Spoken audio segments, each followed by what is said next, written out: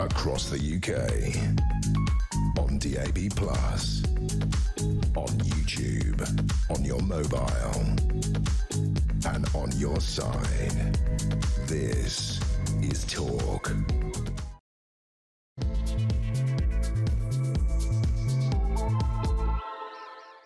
Very, very, very good morning to you. Thank you very much for joining me. This is Talk, the home of common sense. Of course, you already knew that. I'm Julia Hartley-Brewer. Probably already knew that bit as well. Whether you're listening on DAB+ radio or on your smart speaker, watching on YouTube or on your connected device, thank you very, very much, as always, for joining us. We always appreciate your company. So much to talk about with you live until 1 o'clock. Don't forget, if you miss anything on the show or want to see something from the shows earlier this week, you can go to my YouTube page, The Julia Hartley-Brewer Show, hit subscribe, and you never have to miss a thing. Coming up in this hour, we're going to talk about Russia being prepared to go to war with Europe.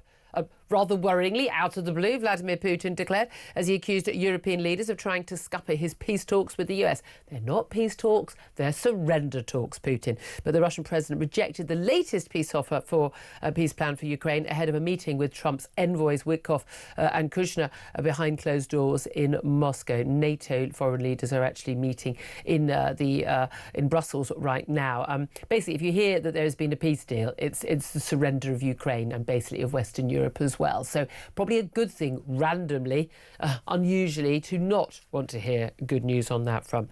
Back at home, the Treasury's top civil servant, this is the Treasury Permanent Secretary, James Bowler, has now been dragged into the row over whether Rachel Reeves did or did not mislead the public about the state of the country's finances for her budget. Brackets, she did, close brackets. But senior staff at the OBR, who were giving evidence yesterday, the ones who hadn't resigned over their leak of the budget a couple of hours ago, they say that the Treasury Permanent Secretary approved the publication of a letter that showed that the Chancellor basically knew the financial black hole was smaller than previously thought. So why is he getting involved in that? But maybe he was doing it to try and scupper his own boss. We'll talk about that. Meanwhile, that £26 billion in tax increases at last week's budget will constrain the UK economy, according to the OECD, for several years. We're going to keep having 5% employment. We're going to have the highest inflation in the G7, and we're going to have low growth. So, yay for all of us. Meanwhile, the police were guilty of deep complacency, fundamental failure, and a concerted effort to blame fans during and after the Hillsborough disaster. That's according to that long-awaited report published yesterday by the police watchdog.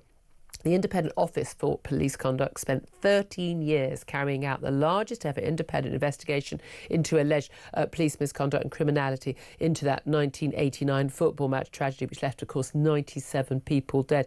12 police officers, they said, would have faced misconduct charges if the law had been different at the time. A lot of very angry, very disappointed families, and very understandably so. The law is being changed through the Hillsborough law to have more requirements on any people in public office, and their requirement to be honest with any inquiries like this. But I mean, probably I think most of us would say, given that this happened all those years ago, 1989, far too little and far too late.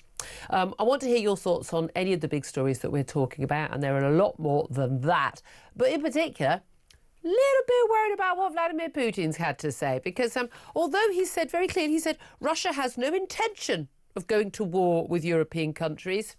By the way, he had no intention of invading Ukraine, and it just happened. It's an easy... We've all done it. We've not planned to invade a country, and then we accidentally amass 120,000 troops on the board, a load of tanks, and we invade their country and kill a load of their people, bum the civilians, and kidnap their children. It's an easy mistake for any of us to have made. But he says Russia has no intention of going to war with European countries, but... Yeah, I don't like a but after that statement. But if Europe starts a war, Russia is ready right now, and then Moscow will have nobody to negotiate with. Europe has no peace agenda, he says, and is now hindering US efforts to resolve the conflict. Well, I mean, it's a surrender plan that's on the table from Trump and Putin, and so no, we're not willing to sign up to that, and certainly no, neither is Ukraine. But Russia says basically they're prepared for war if necessary. We know we're not prepared for war. We discussed it on the show a couple of weeks ago. Defence Select Committee said we are not ready for war. It was that clear. Most of Europe isn't. A number of European countries are desperately trying to prepare themselves. The Baltic states, Poland, Germany, trying to get with the programme on this. Countries, France talking about bringing back in national service and the like. I want to know your thoughts. You know, amid failing Ukraine peace talks, amid sabre-rattling from Vladimir Putin, should Britain prepare for war with Russia? Maybe that's 16 billion quid that went on more benefit payments for people out of work who probably, uncertainty, could be working. Maybe that should have gone on the military. Maybe we should probably double or treble that to prepare for a war that may well be coming down the line. I want to know your thoughts. 0344 499 1000. Text the word talk in your message to 87222. Get in touch on X at talkTV. Calls are charged at the national rate. Text costs one standard network rate message. Or maybe you think we shouldn't be preparing for war because actually that's just sabre-rattling, it's warmongering, and we should always be aiming for peace no matter what. Because feel free, Neville Chamberlain, if you want to call in, is all I can say. Those are the numbers, those are the ways to get in touch. I can't wait to hear your thoughts on all this. Can't wait also to hear the thoughts of the guest this morning, as always on a Wednesday, former Conservative Government Advisor Claire Pearsall. Morning. Morning. Should we be preparing for war? I think we always need to be prepared for war, and that's where the country's failed. Because there was always going to be a threat from somewhere, and we've never put in enough to our military over at least the last 20 to 30 years. But I think we always need to have that ability to defend ourselves. Yeah, I mean, this is the thing. Again, the best way of avoiding war is the ability and willingness to fight war. There's no point having loads of military and then going, oh, I can't, I don't want to do it, I want to do it. I mean, look, you know, that's the thing. You know, Obama, his red line in the sand in Syria. If you use chemical weapons, Assad, that's it. America will get involved. Use chemical weapons. Yeah, we won't get involved. Well, there you go. Oh, so Russia did. And by the way, the fallout from that, we're all still living with in terms of those refugees in Europe and the like, and the deaths that happened there, which apparently, by the way, the people who march in the streets about Gaza don't care about the people of Syria. It's very important to keep up with who they do and don't care about. I was going to say, we only need certain people they care about. Spreadsheet, don't we? Exactly. But, I mean, but this is the thing, it seems so obvious to me. Vladimir Putin made it really clear he was going to invade Ukraine, and then everyone was going, no, he won't. I mean, I remember saying on there like 2 weeks beforehand, I mean, he's definitely going to invade Ukraine. What are you not getting? China have been very, very clear. I mean, they could not be more clear. Xi Jinping, they do not recognise, simply do not recognise that Taiwan is a separate sovereign nation state. Everyone plays along, kowtows to that. We're sort of not technically recognising them as an independent nation. And they've been muddling along with this kind of middle no man's land just to sort of not antagonise China. Xi Jinping has been very clear. China will retake Taiwan, whether by violence or any other means. Yes. They may not even need to use violence, the way they could blockade the country and the like. The impact of that on our economies in the West will be catastrophic. You think Ukraine was bad, you think lockdown was bad, you ain't seen nothing yet. But they're willing to do it, they're willing to risk doing it. National pride, same with Vladimir Putin and Russia with Ukraine, but also because they think they can. Yes. And they think they can get away with it. Why do they think that? Because we are governed by pygmies, particularly in Europe. Now, they've been up in the game. I've been very impressed with Friedrich Merz in Germany. Yeah, although Germany, you need to stop basically helping Ukrainians with weapons to fight Putin while you're buying your gas still. A bunch of their gas is still bought from Russia while you fund the Russian war effort. You really need to get your act together there, and that's the madness of their net zero project. We were probably ahead of the game on a lot of this. Boris Johnson, all credit to him on that front. But at the end of the day, we don't have the army, we don't have the military hardware, we don't have the jets, we don't have the tanks, we don't have the bullets, we are not able. It's very clear we're not able to fight a war right now. No, we're not, and Europe isn't either, and you only have to look at the level of spending across different European states, and they've been really slack on this front as well. Spain are probably one of the worst. I mean, Germany... Ireland? I mean, can we talk? Yeah, we'll come back to that. But I think that you need to... Germany have got their own set of issues because they can't increase their military size too much too soon because, given history's purposes, we can't do that. With what happened 100 years and 70 years ago, But that is coming back, and they're looking at voluntary conscription, basically, but same as France. So I think everybody's now coming round to thinking that they need to do it, but it isn't going to be enough. No. None of us, not one European state, has enough to be able to carry this war on. Exactly. I mean, thank God for the Polish. You know, they've been getting their act together for quite a long time. Wonder why? Oh, because they face the next threat. These peace talks in Moscow. We've got Steve Witkoff, Trump's golf buddy, property developer, who doesn't even know where the Crimea is, for goodness sake, having peace talks behind closed doors in Moscow with Putin, along with Jared Kushner, who's actually proven it. His only qualification of this job is he is Trump's son-in-law, but he has proven himself to be actually very impressive in the Middle East, and a lot of people who've worked with him said actually this guy is really the brain is in full working order, and he, you know, he's been very good. But at the end of the day, you know, you've basically got different factions in the White House now, or in one, certainly in the regime there, because Marco Rubio, the Secretary of State, I mean, he's completely on the European side. It's very obvious, and I would say the side of sanity, which is that we need to protect Ukraine at all costs. Trump will, you know, go down on his knees towards Putin, it would appear. But Putin's basically saying, here's my 28-point plan, presented by the Americans but written by the Russians, the 19-point plan, which doesn't mean he can just take territory he hasn't even conquered, can't decide the size of the Ukrainian army, and he can't decide whether or not they can join NATO or not. He said unacceptable to him. But that's his way. He made them wait for 2 hours before the head of the meeting. He's done that before with phone calls with world leaders. You walk away at that point. And he knows they're not going to. He knows that they're absolutely desperate. When you keep the US president's envoy waiting, you're keeping the US president waiting. He's his representative, so you don't do that. I mean, the US president is being treated like, frankly, a little. But he did that. But by putting up with that. He did that. He made the US president wait when they were meant to have a scheduled phone call. And that was 40 minutes, 45 minutes late. And it's just rude and disrespectful. Putin doesn't care. He knows people will wait for him. Yeah, but the key thing about that shows the power dynamic. And he knows that's what he's doing, doesn't he? NATO talks in Brussels as well. But a lot of people, it's really interesting, you know, they just say, like, oh, this is not our problem. Move away. It's going to be our problem. Sudetenland wasn't our problem. Czechoslovakia wasn't our problem. They have a funny habit of becoming our problem. Yeah, people need to read up on history, and I think that's what they're missing. They think, oh, it's very far away, it's for other people to deal with. But no, it comes in our direction, and all of the other impacts pretty close, pretty quickly, and those borders will disappear quite rapidly. But that's what people don't seem to understand. Well, you mentioned other countries are not taking their security seriously. Ireland barely does even bother with an army, and they basically, you know, they're under they're a neutral country, but they know that we're under the NATO umbrella. Really, wink, wink, wink. Yeah, no, you're not. I mean, genuinely, how dare you? The stuff they have done to us over Brexit. I mean, their outrageous, disgusting attitude towards our great ally Israel.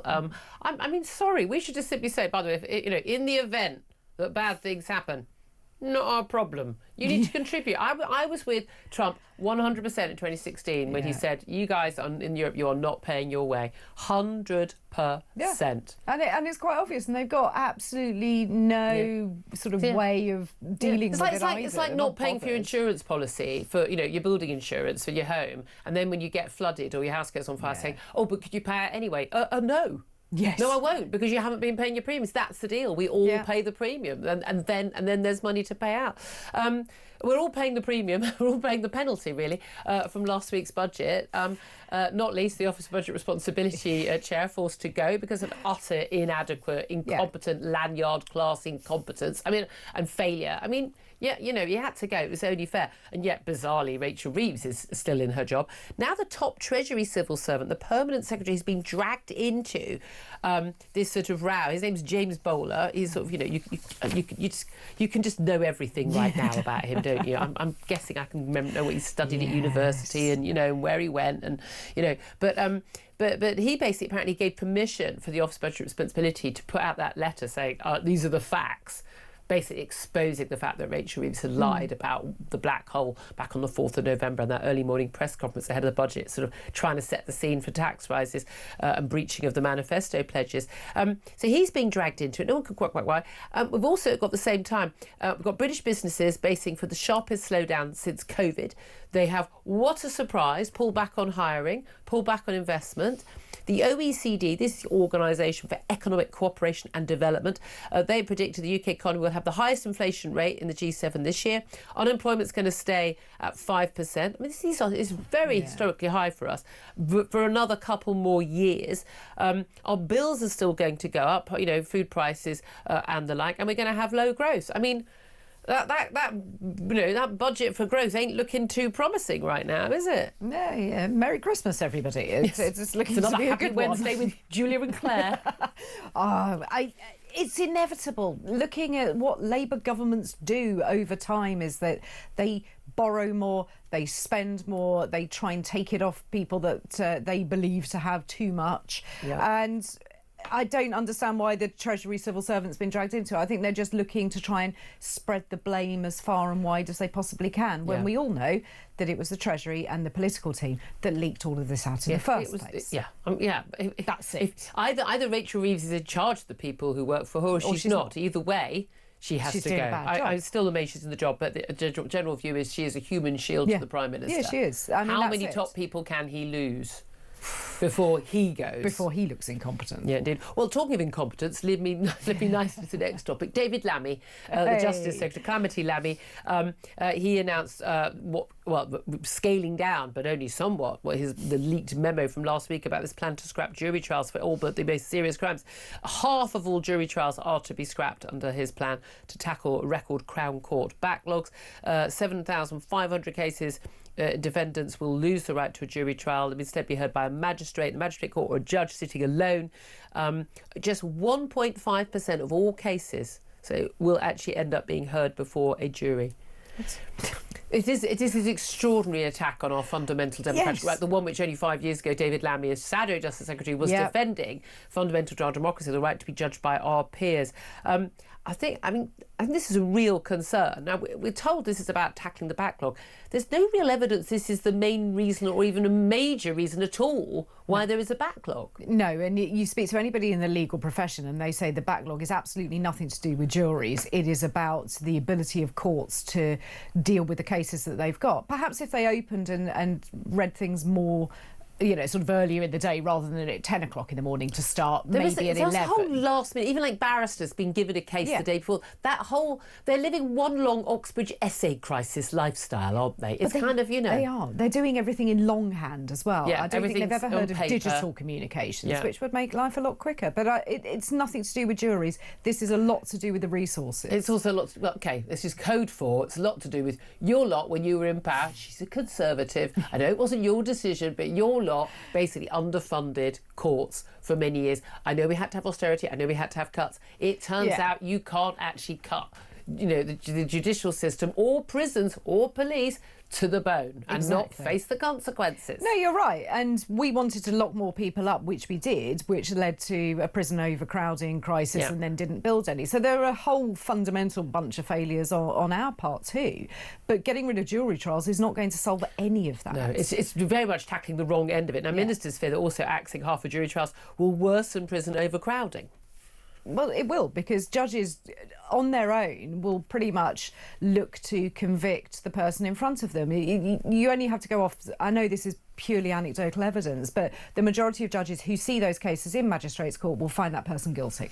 The thing is, interesting, 83% of cases end up being either pleaded guilty or actually judged guilty by the time they go to court. I've got friends who are criminal barristers who I've said, what percentage roughly of the clients that you represent do you think are innocent, you actually believe to be innocent? And they're like, 0.1%. But by the time it's got to court, there's a really big chance that everyone involved thinks you're guilty. But this is the thing. This is why you want to have common sense of 12, of your peers having, who haven't seen it all before, who are coming to it fresh and looking at you fresh and making those judgments. I mean, it just seems so basic. I mean, and again, a lot of people go, "Oh, it's not my problem," but it might be. There's a lot of very ordinary people living very ordinary lives, not in trouble, who are ending up being charged with very serious crimes. And this is like if you face more than 3 years behind bars. You face more than 3 years behind bars, you're losing your job. You're probably going to lose your home. You're going to lose, a lot of people lose their families. You don't see your kids for a few years. You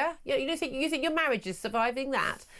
You lost your reputation, your life chances. The horrors behind bars. I mean, I'd lost one night behind bars. I mean, it genuinely, I don't think people go, "Oh, well, it's just 3 years."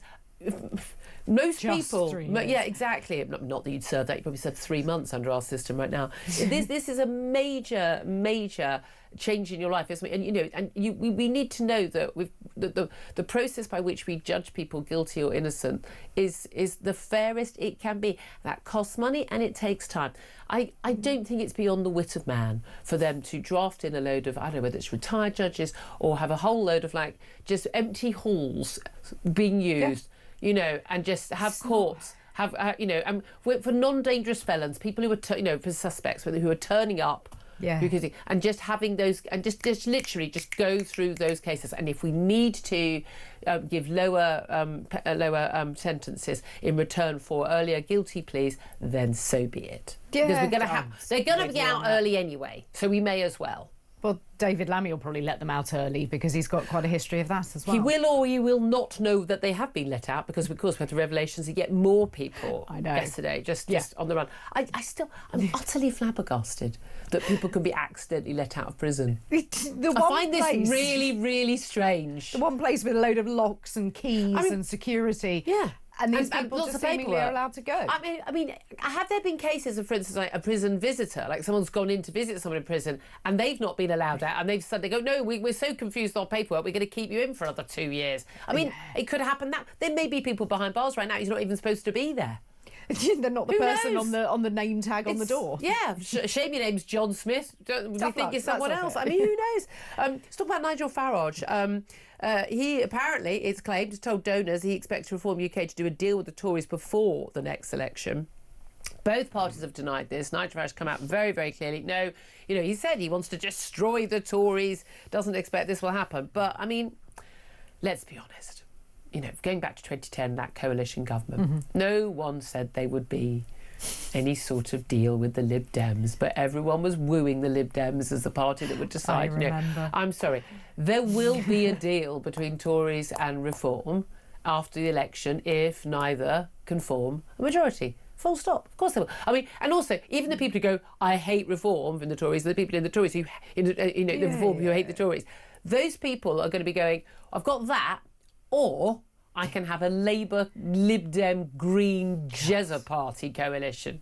Can you imagine that? I mean, that's the worst of all rainbows going on there, isn't it? To be fair, I mean, they would last about 3 hours, not even days, without some They'd sort all of fall out fallout with each other, wouldn't they, as to who was going to hold the talking stick at this particular moment. They would have a talking They stick. would. The lady with the blue hair and the nose rings. Yeah.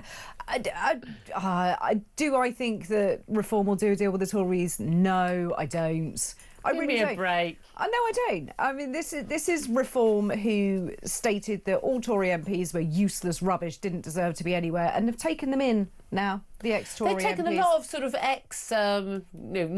not a chance to get another job MPs. No offence, quite a lot of them. Yes, but they've been welcomed into yeah, the fold. well, some of them I've got some big questions about because I would say not true believers, shall we say. There's a lot of that, and you could go down that list and we can all have our views on them. So do I think that will happen? No, I don't. I really don't. I can't see it. Neither leader is going to want to give up the power that they particularly have to share it with the other. They're going to do a deal. I want to hear your thoughts on this. Do you think that Reform and Tories will do a deal either before the election or after? I don't think before the election. I think that would be actually bad for both of them, other than that very sort of, it turns out we're just not campaigning very strongly in Clacton and we're not campaigning strongly in some other strong Tory seats if you're Reform. They're going to do that. Of course they're going to do it.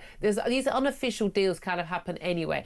After the election, if Reform can't form a government on their own, or Tories, who knows what's going to happen the next few years, can't form a government on their own, they're going to do a deal. What do you think? 0344 499 1000. Do you want them to do a deal? I'd love to know whether you want them to or don't want them to. Just finally, I just want to ask you one other story.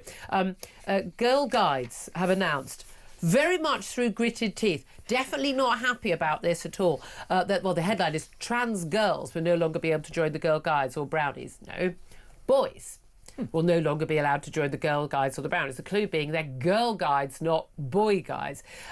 Parents threaten legal action over their inclusion policy. I feel very strongly about this. They do weekends away. My daughter was in the Girl Guides. You do a weekend away, 4 girls and a 10. What? And there's a sodding boy in there. I don't think so, actually, very much. But I mean, they're very unhappy about this. But this is a result, of course, of that Supreme Court ruling. Right decision? Of course it is. I don't know anybody that would really say it wasn't. Well, most common sense people will say they're girl guides. You don't have boys. Yeah, but exactly. But isn't it fascinating though that the headlines, even like this is the male, trans girls. They're not. There's no such thing as a trans child. A boy who has been told quite wrongly that he may be a girl, has been born the wrong body. A poor child that has been probably, frankly, let's check the hard drives of the parents at this point. No, I'm sorry, but why why parents playing along with? Don't tell your child isn't Superman or a ballet dancer either. Your child isn't a dinosaur. Your child is the sex they were born, and they will be for the end of the time. And they can wear what they want. If they want to wear ballet tutu, fine. No one cares. But they're still a boy in that scenario. But that said, a lot of people pointing out, why are girls still in the Scouts? The Boy Scouts opened up to girls back in '76. Since 2007, it's been compulsory for Scout troops to have girls in, even though it's set up for boys. You've got the Girl Guides, you've got the Boy Guides. There are plenty of other groups that could be communal. I mean, why? I don't know why should girls get a group that's on their own and boys not? That seems unfair to me. Yeah, it does, but boys and girls are different. They are. Anyone who's had kids knows boys and girls are different. They want to do different things. And they play differently. Some, you get the tomboy, you get the, big boys. And there's nothing wrong with any of that. And you could have a group that works for both of them, but... I don't know. I think we read too much into this, okay? We used to have Scouts and Cubs for boys and girls brownies and guides for girls, and that's the way I think it should have kept. I don't think Scouting needed to open up to women. I really don't. That's it. Girl Guides seemed an awful lot about just getting these badges for doing weird. I spent a lot of time sewing. Lot of time sewing. Anyway, 10:29 is time. I'd love to hear your thoughts on that, your thoughts on reform and the Tories, your thoughts on Vladimir Putin. If Europe starts a war, Russia is ready right now. Trouble is, we're not. Should we be preparing for war with Putin? Give us a call, 0344 499 1000. This is Talk.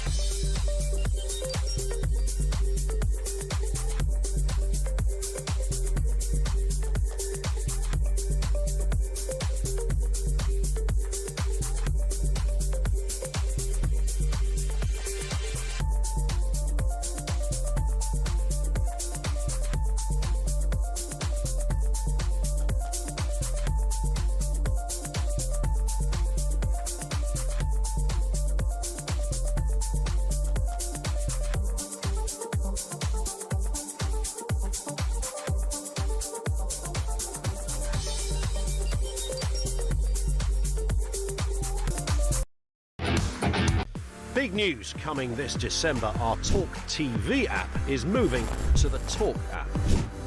You can watch, catch up and listen to all your favourite shows and podcasts anytime, anywhere, all on the Talk app.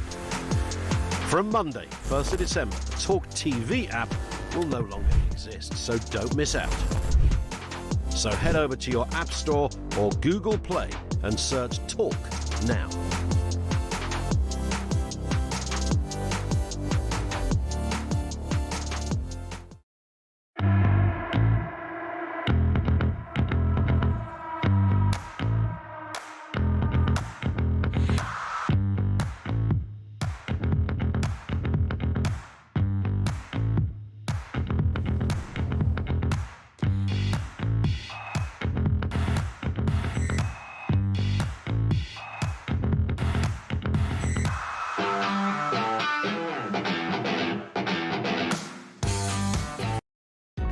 across the UK. On DAB+, on YouTube, on your mobile, and on your side. This is Talk. Good morning, welcome back to the show. I'm Julia Hartley-Brewer. This is Talk. Let's get straight to your phone calls. 0344 499 1000. Faye is in Hastings and wants to have her say about, well, Vladimir Putin saying if Europe starts a war, Russia is ready right now. Should we be preparing for war, Faye? Well, I have two grown-up sons and I don't want them to go in war with Russia. I don't want them to either.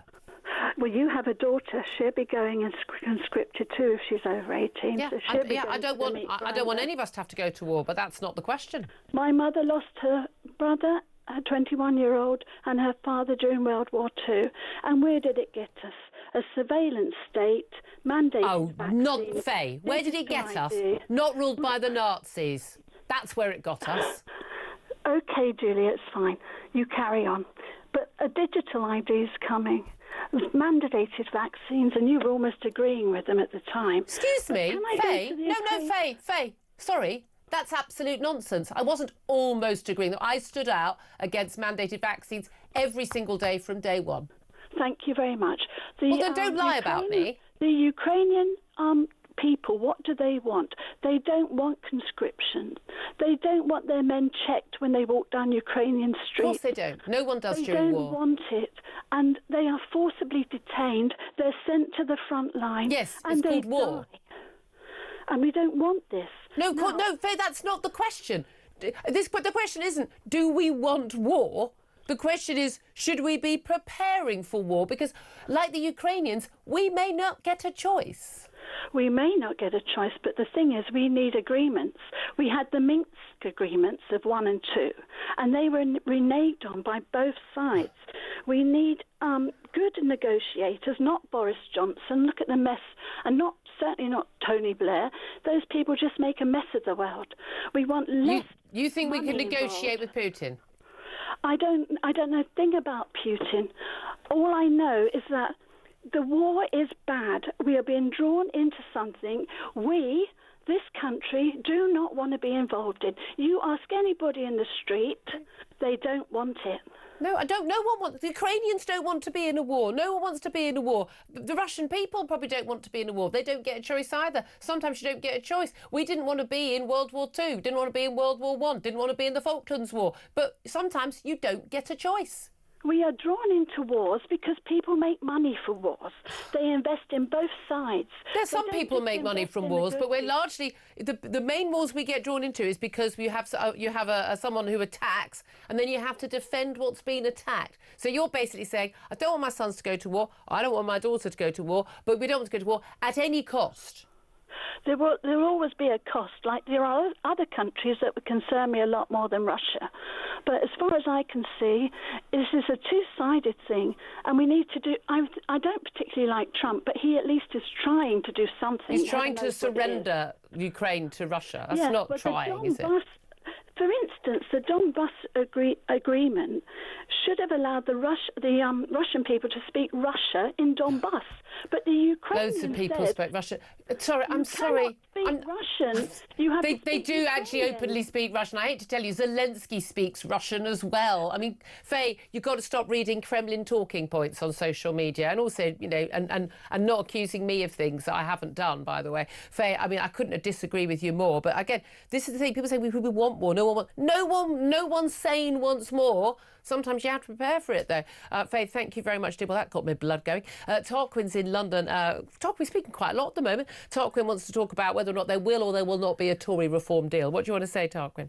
Julia, my darling, big deep breath, darling. Big deep breath. Pace was talking rubbish. You never did agree on that. No, she was talking rubbish. Just take a big sigh. We're all good. Right. Moving step change back to.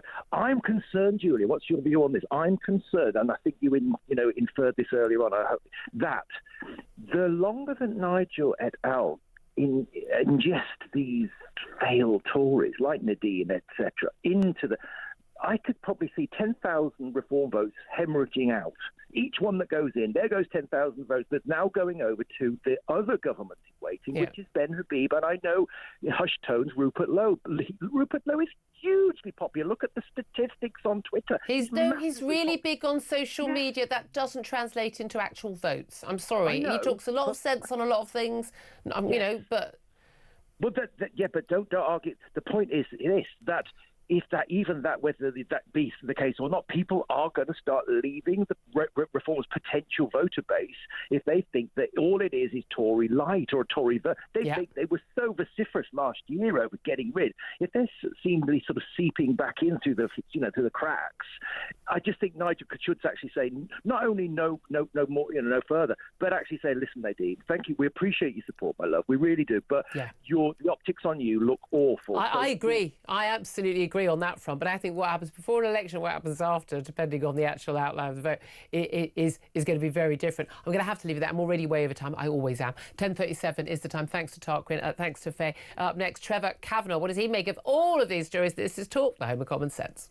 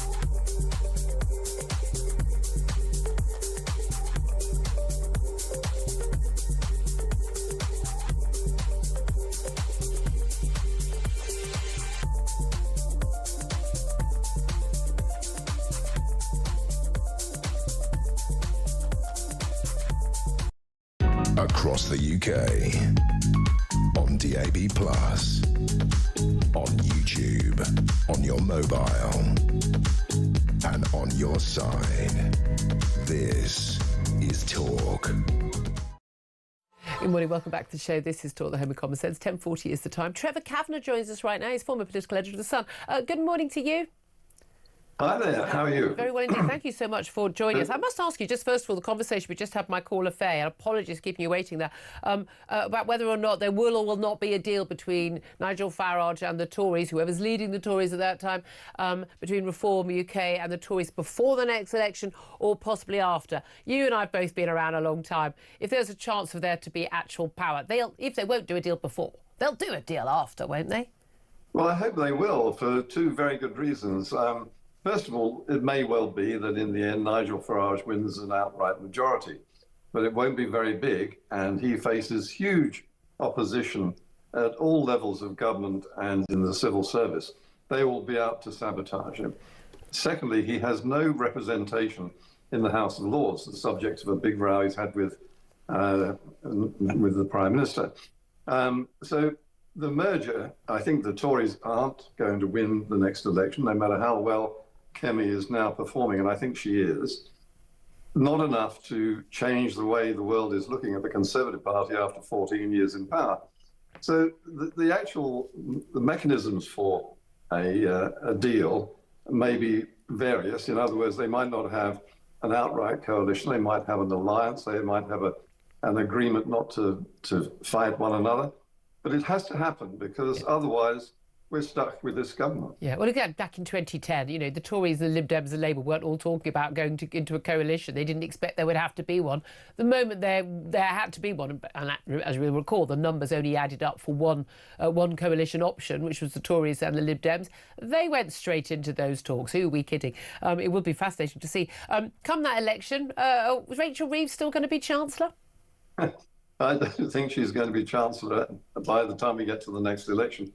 I mean, the attacks on her, which are now fully documented and justified, not least the way that the civil service, the OBR and the Treasury have effectively sabotaged her budget in a most extraordinary way. I mean, when we were in the House of Commons lobby together, Julia, you will remember that nobody from the Treasury leaked in this sort of way. I used to play golf with a very senior Treasury official, and it was a waste of time. He never told me anything. But now they tell you everything, literally, and they are prepared to sabotage the Chancellor of the Exchequer by leaking very, very damaging material. Well, it does seem the head of the Office for Budget Responsibility, he's gone, and quite rightly, of utter abject incompetence when it came to the early leaking of the full budget. But again, pretty much everything in it we already knew because it'd been leaked by Treasury officials. I mean, and they either did it, political aides, they either did it with Rachel Reeves' consent, or they did it without, in which case, wow, she should go, or if they did it without her consent, in which case they should go. And what the bizarre situation we've got now, though, is that the Treasury Permanent Secretary is being dragged into this, the most senior civil servant of the Treasury. It turns out, according to evidence given at a Treasury Select Committee yesterday, that he had actually basically okayed the publication of this OBR letter. It gets rather complicated, this, basically throwing Rachel Reeves under the bus and revealing that she was basically lying to us when she did that early morning press conference on the 4th of November, setting the scene for manifesto breaching tax rises because there was this massive big black hole in the public finances when she knew categorically there wasn't one.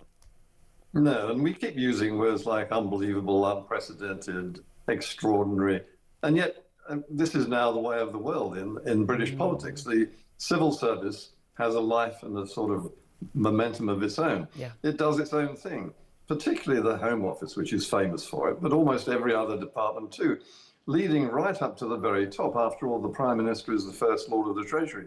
He can't control them either. Yeah. Things are definitely going horribly wrong. I wonder what you make of what's going on in the Department of Defence. We found out only a few weeks ago from a Defence Select Committee report that we are simply not ready for war. Vladimir Putin said yesterday, very starkly, I mean, although, we must caveat that he did say Russia has no intention of going to war with European countries. I mean, apart from the one he invaded, Ukraine. He says, but if Europe starts a war, Russia is ready right now. How worried are you and how worried should we be? And should we start preparing for war? We should long ago have prepared for war. That's how you stop wars. And unfortunately, we ran up the white flag the moment that this government was elected last summer. And the amount of money that they promised to spend on defence has actually shrunk. We need equipment and men and machines, and we need the sort of technical know-how to defend this country and in alliance with NATO. We've been calling for everyone, and America certainly has been calling for NATO members to up their spending on defence. And we've been echoing him, a little Sir Echo, but we're not doing it. No. Our equipment is absolutely obsolete. We're not going to be a major partner in any war that starts. But on the secondary part of that, I don't think there's going to be a war. I think that Putin is bluffing, not for the first time. And I suspect he doesn't have apart from the nuclear weapons, he has virtually no armed forces worth the while anyway. Well, this is the thing. I mean, he's had such losses. He doesn't care about his own men, just cannon fodder to him. But this is the thing. He wants to go to war, ready to go to war if necessary with Europe. I mean, he hasn't been able to defeat Ukraine, which, although a much larger country than many European countries, doesn't have the economic wherewithal and the military capability that many other European countries would be able to get to very quickly. But the reality is, of course, he has got a war machine ready to go, which we don't. That is true, but it's a pretty ramshackle war machine. And were he to go further than Ukraine, I think even isolationist President Trump would have to honour the NATO commitment that if one is attacked, then all are attacked and all have to defend themselves. So I think he knows the real politic is that he is getting some sort of traction with the White House at the moment on Ukraine. But even that seems to have slipped a bit, because there he was with a big smile on his face. And the leaked information about the pre-arranged 28-point plan has come apart. Yeah. So I think even Donald Trump is not prepared to give everything away. No, indeed. Well, we can only hope. Trevor Kavanagh covered a lot of ground there. Former political editor of The Sun, thank you so much. Claire Pearsall, come back in on any of that which you want to chat about? I love it when anybody looks at government departments and the Home Office is right up there for those that are Former crazy. Home Office Special Advisor.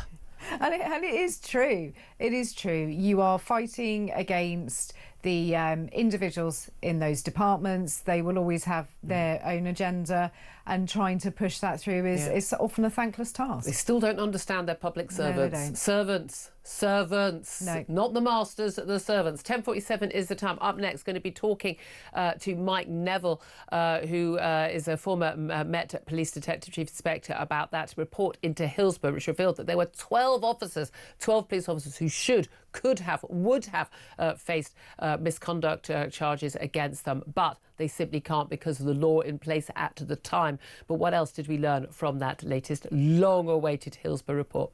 This is Talk.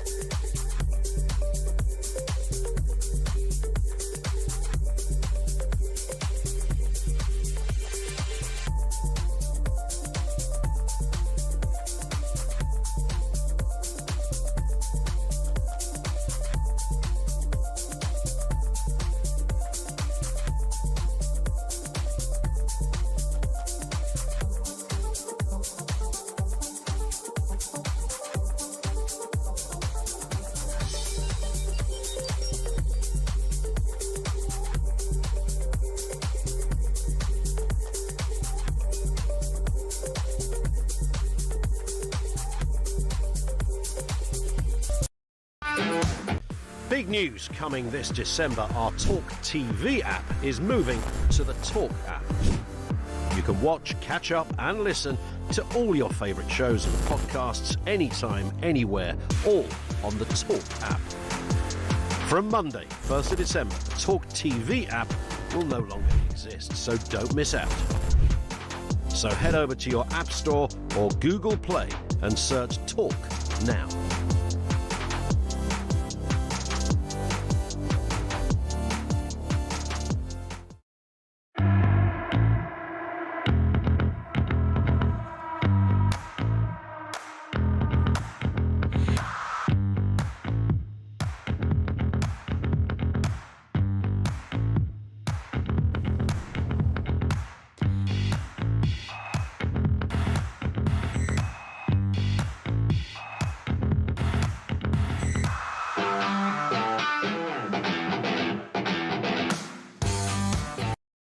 Across the UK, on DAB+, on YouTube, on your mobile, and on your side. This is Talk. Good morning, welcome back to the show. Let's talk right now about that report that came out just actually as I went off air yesterday, the Hillsborough report, the long-awaited latest report, this one by the Independent Office for Police Conduct. He spent 13 years extraordinary that it took that long, but carrying out the largest ever independent investigation into alleged police misconduct and criminality. And the report identified 12 officers, including the then Chief Constable of South Yorkshire Police at the time of that awful, horrific 1989 football tragedy, which cost 97 lives. They identified 12 officers, including that Chief Constable, who would have had a case to answer for gross misconduct had they still been serving. A 13th officer would have potentially faced a misconduct case, but none of those cases could be brought. Many of those officers now dead. They've retired. The law at the time was that once you're retired, once you've left the service, you cannot face those charges. A lot of disappointment from the families. But is it better that we at least know we've had the identity of those officers? Let's talk to Mike Neville. He's a former Metropolitan Police Detective Chief Inspector, but he's also one of the world's first super recognisers. He's one of the top UK super recognisers, and we'll get him to explain what that is at New York Scotland Yard. And he's supplied the human super recognisers who found the last 16 victims in crowd footage for the most recent coroner's inquest. Mike, thank you for joining us. Yes, good morning, Julia. And I do, in my sympathy to the families, it's just, it's ongoing, and let's hope they get some peace. When you said about my involvement, I actually supplied 16 to help find those 16 people in the crowd. And one of my officers found some footage of one of the victims actually walking to the ground with a big smile on his face, and that was given to his mother. So, some consolation there, I suppose. Yeah. But what we see here is I was actually a young PC in 1989 when this match happened. That's how long ago it is. Yeah. And of course, as you've identified, the Chief Constable's dead, others are dead. Chief Superintendent Duckenfield was charged with manslaughter, and he was tried in 2019 and found not guilty. So the families haven't had much any sort of closure on this, really. And I've got to say, I've seen the awful footage. You can only hope that the police are far more professional these days. When I was a young policeman, I remember leaving the army, where in the army you would be briefed about what you were doing when I was on patrol in Northern Ireland. I remember going to my first football match, and the sergeant said, "Who's done this before?" And one PC said, "Me." And he said, "Well, you tell everybody else what to do." And it just seemed utterly unprofessional. And then I went to another football match where there was a briefing, and the chief inspector spoke about the fans as though they were animals. And I thought to myself, this was at Charlton Athletic, and I thought to myself, 2 weeks ago, I came here to see my hometown. Yeah. I was one of those fans. I was one of those animals who you discussed. Yeah. So the actual policing of these events has improved dramatically, I would suggest. Yeah, and again, look, we've had issues with issues with the allegations against fans in only recent football matches, haven't we? But again, 36 years on, I've been talking about this all of my adult career, this Hillsborough disaster, and I can remember being on air when we first had the inquest. They actually went through, there was no guilt on behalf of the fans. This was absolutely life-changing for so many of those who lost loved ones, and again, some of them were children, and the way that they were castigated. Look, and I know a lot of people still angry at the Sun newspaper, for whom I write a column, but they were given information by the police which they believed about what happened. And the police lied, they lied, they lied, and they lied, and they lied, and they lied again. And it's a terrible miscarriage of justice. But do you really believe that things have changed that much? Because all the evidence suggests that actually police forces always try and cover up. People cover up for their own. They look after themselves and their colleagues. And I don't have any faith. I just don't have any faith that the same thing couldn't happen again. In general, I would say the policing of things like football matches has dramatically improved. But we also have the scandal in the West Midlands, don't we, where we're banning Jewish fans from attending. And I think what a lot of police officers I speak to, what their grievance is, if it had been a detective constable and a sergeant who'd made these mistakes, they would have been hauled over the coals and ruthlessly punished. Senior officers, too often, it's all covered up. And we see, don't we, the cases of the grooming gangs in Oldham, Rochdale, Telford, all these sort of places, where senior police officers have actively allowed it to go on, more concerned about their career prospects than the children who have been raped and assaulted, and they're allowed to walk away. And this is a real feeling. I saw this on a retired officers' Facebook side today about this actual issue. You know, if it was junior officers, they'd be hung, drawn and quartered, but the senior officers always managed to get away with it. Yeah, absolutely. That is always the concern, isn't it? It's interesting listening to some of the families yesterday talking about how, you know, this Hillsborough law is being brought in, which is going to make it, you know, a requirement that, you know, people have to be on, public officials have to, you know, work with and be completely honest about the situations, you know, when there's an inquiry. You think, I would consider that a given. I find it absolutely extraordinary that it's not already the case. Well, you've already got a chancellor everybody's accusing of telling lies and all this. So how far down the... You know, it's absolutely scandalous, isn't it? We just seem to be in a situation in this country. We used to have, like, what you could say, men of honour. You know, I'm a bit of a historian, and I read about, you know, former Chancellor of the Exchequer just after the war. He released some details he shouldn't have resigned on the spot. A man of honour. You know, nowadays they cling on, they will not go. But again, and then we got Chief Constable saying West Midlands Police. I mean, the evidence that was given by West Midlands Chief Constable in the Commons the other day, frankly, laughable. Absolutely laughable, what they said. No way these people should be in these jobs. They're clearly incompetent and clearly dishonest. But they're still there. I just don't have any faith that in the same circumstance, OK, there's different policing now. Things have changed, you know, over the years. There are certain lessons to learn. But in terms of attitudes to the fans, in terms of attitudes to sort of, you know, if in doubt, when things go wrong, you know, nothing to see here, joining forces. We see this again and again. Look, we've also had, you know, the report yesterday into, you know, what happened with Sarah Everard and Wayne Couzens and the failure to actually tackle, you know, people, men who are flashing and been caught for minor sexual offences. And if Wayne Couzens had been prosecuted for the minor sexual offences of flashing, perhaps he wouldn't have been, well, he certainly wouldn't have been police officer. He wouldn't have been able to use his warrant card to lure Sarah Everard to her rape and her murder. But there's this sort of like, oh well, we'll just close forces. We'll link arms, and we'll just joke about an officer being called, you know, Mr. Rape, and it doesn't matter. Well, I would say, to defend the Met there, you know, because I often come in and criticise, if you look at the speed that they caught Couzens and ruthlessly prosecuted him. So ruthlessly prosecuted him. There was no choice. But the investigation was very, very quick. They got him very quickly. So there are the police can be awful. The leadership is terrible. But the officers, many of the operational officers, I think your average officer really do, you know, is doing the best job they can. Yeah, I do. Yeah. I'd never ever say that. But again, we're talking about the leadership. At the end of the day, all of the stuff that happened in Hillsborough was a failure of leadership, and the cover-up was a failure of deliberate, you know, act of you know, basically sort of, you know, trying to sort of basically cast slurs on people was another failure of leadership. Everything that's happened since has been a failure of leadership. I just have no faith whatsoever that things are going to improve at all and that any better now. I'll get Claire Pearsall's thoughts on this in just a couple of moments. I'd love to hear your thoughts as well. Give us a call, 0344 499 1000. Big thanks to Mike Neville, former Met Police Detective Chief Inspector. I'd love to be a human super recogniser. I can barely recognise my own husband in the street. I'm terrible with recognising people, but, you know, he's one of the people who can do that.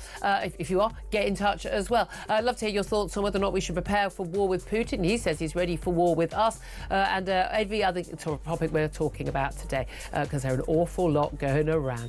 This is Talk. We are the home of common sense.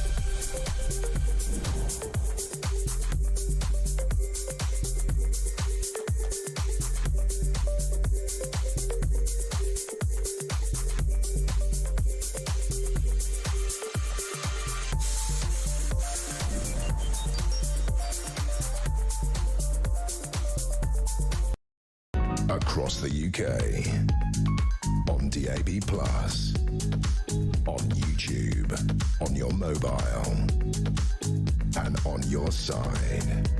This is Talk.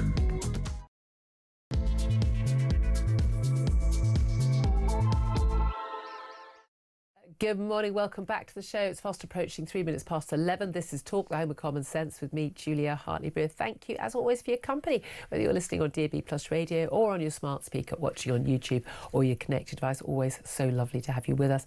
If you do miss anything on the show, usual nag, go to my YouTube page, The Julia Hartley-Brewer Show. Hit subscribe. You never have to miss a thing. Coming up in this hour, we are going to be talking more about Russia being prepared to go to war with Europe. They don't want war, says Vladimir Putin, but they are prepared.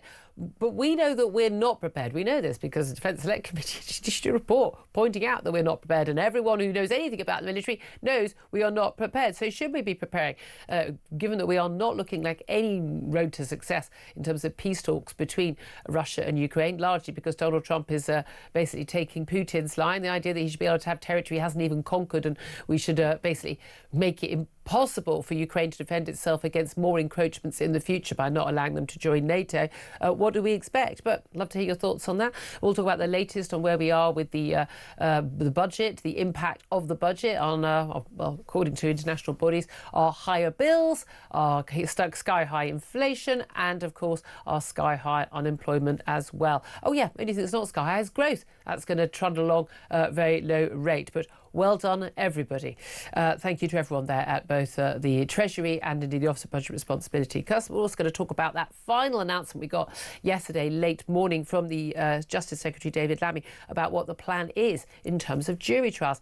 He plans to scrap half of all jury trials in this country to tackle the record Crown Court backlogs. Defendants in some 7,500 cases will lose the right to a jury trial. They'll instead be heard either by magistrates or by judges sitting alone under the plan. This means that just 1.5% of all criminal cases will be heard by a jury. What do you make of that? He's backtracked a little bit on what he was originally planning, but we are looking at some very serious offences, facing up to 3 years behind bars if you get the maximum sentence after conviction, and you don't get to have a right to a jury. I'd love to hear your thoughts on that. 0344 499 1000 is the number to call. Your thoughts on all the big topics we're talking about. In particular, I'd love to hear your thoughts on Vladimir Putin saying that if Europe starts a war, Russia is ready right now. Of course, it's him that started the war in Europe, in Ukraine. It doesn't look like it's ending anytime soon amid failing Ukraine peace talks in both Moscow and, of course, what's going on in Brussels today as well. But I want to know, should Britain be preparing for war with Russia? A caller earlier, Faye, says no, she's got 2 sons. She doesn't want them to go to war. I don't want her sons to go to war either. I don't want my daughter to go to war. I don't want anyone to have to go to war. Pretty sure that's how the Ukrainians felt before they were invaded. Sometimes you don't get the choice. I'd love to hear your thoughts. Give us a call on 0344 499 1000. Text us on 87222. Get in touch on X at talkTV. Calls are charged at the national rate and text costs $1, standard network rate message. Love to hear your thoughts also on, I say, any of the topics we're talking about. The scrapping of jury trials we've talked about a lot over the last week, but also Nigel Farage reportedly telling donors that he expects Reform UK to do a deal with the Tories before the next general election. He and the Tories have said that ain't gonna happen. I don't think that is going to happen before the election. But if either party is in a position to get the majority of MPs in the Commons, but not an overall majority, and they need the other party's help to form a government, they're going to do a deal. That's what I think. Do you think they should? Do you think they shouldn't? Do you think they would? Do you think they wouldn't? Want to hear your thoughts on that. 0344 499 1000. We'll get the thoughts on all of those stories, plus many more, from my guest joining me in the studio still throughout the show, former Conservative Government Advisor Claire Pearsall. Morning. Good morning. We've got PMQs coming up in an hour. Yay. Peter Cardwell's going to join us. I think we're pretty darn sure that Kemi Badenoch's going to go on the issue of the budget. I mean, she'd be crazy not to. So let's start with the budget just in this hour. Economists at OECD, they're warning of low growth, higher bills, unemployment staying at 5%, which is, you know, high for Britain. That's high, and it's not like it's high unemployment but no one's on disability or incapacity benefits. We got unemployment down for years, didn't we? Yes. But we had a load of people on those benefits. Now we've got more people on those benefits and higher unemployment. this isn't good. Meanwhile, weirdly, we're still importing hundreds of thousands of people from the third world to come and do jobs in this country, which apparently we can't find anyone to do. I'm very confused. Nobody can add up, can they? This government appears to be completely fiscally incompetent. They cannot even add up a simple list of numbers. Rachel from accounts can't add up. Shocker. Shame on you. I mean, I think I'm better than her and I'm rubbish at it. Exactly. But all I've got is an O level. Yeah, GCSE, hello. But it just she's been young at me. You just younged at me. I was at last the year of moment, O-levels. At the moment, I feel Call like... in if you did O-levels, same as me. Can we have Make me feel better. A little tally chart of who did what? Maybe we could teach her how to do those as well. But it is... I know. I don't know what's the matter with me today. It's just, fired me up. I think that they need to understand if you tax businesses, then they are not going to employ the amount of people that they would have employed previously. Jobs taxes never work. They don't. They really, I think, genuinely don't understand. No one in this government has actually ever run a business, has any experience. I don't think many of them even worked in the private sector. They if you put a tax on, extra national insurance for each employee, and you put a minimum wage and the living wage and the minimum wage, and so by a huge percentage point, was it over 8%, wasn't it, for under 18s, or under 20s? I mean. Then you're adding on the cost. It's an extra 1,500 quid a worker. What a surprise! They're going to hire fewer of them. Sorry, but what was complicated about that? Why is anyone surprised? And it's been the situation for time immemorial. If it's going to be too expensive to employ somebody, then businesses aren't going to do it. If you're going to tax them to kingdom come in every which way you can, with business rates, corporation taxes, national insurance, income tax, the whole lot, all in one go, and then you put the burden of paperwork onto these people as well, they're just going to turn around and say, right, we're shutting down, or we're just not going to employ. And the same with people's personal finances as well, where everyone's being taxed more and more. They're changing, they change out, pensions are taxed, they change how this is taxed, how that is taxed, your ISAs, your whatever. So people can't make any long-term planning. No. A lot of thing about business and also people's planning for their future and savings is about investments or things you're planning to do for not just 6 months or a year or 5 years, but for 10, 20, 30 years. Yeah. And you can't make any plans. So people go, well, I just won't bother at all. I mean, and that is the real worry, isn't it? What do you make of the latest shenanigans of, the Office Budget Responsibility boss leaves, utter incompetence on his part of that leaking, and just total absolute lack of security around this budget documents. But he's now...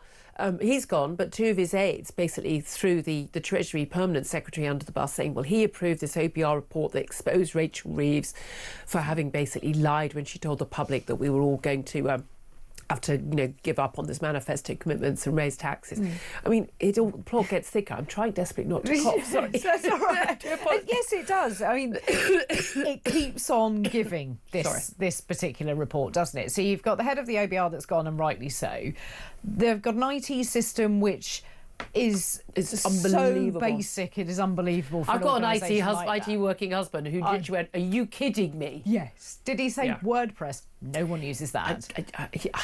He said some words I can't repeat on air, but he was flabbergasted. I think anyone who works in IT would have been. Yeah. I mean, even my son, who's 17, just sort of rolled his eyes and just went, why have they not got security around that then? Yeah. And it's like basic things like that. But you do wonder why everybody is now trying to chuck someone else under the bus. Who are they trying to protect in all of this? Because essentially the buck stops with the Chancellor and then the Prime Minister. And yet she hasn't gone, and she is still there. And we're being warned by the OECD, we're going to have lower growth, higher bills, inflation up, unemployment up. Good news. I mean... never-ending good news, isn't it, in this place? Remember, a laser focus on growth. And they were laser focus on, barely mentioned in the budget, interestingly, very little mention. I mean, it is extraordinary. Look, they're in the wars. We could be facing war with Putin.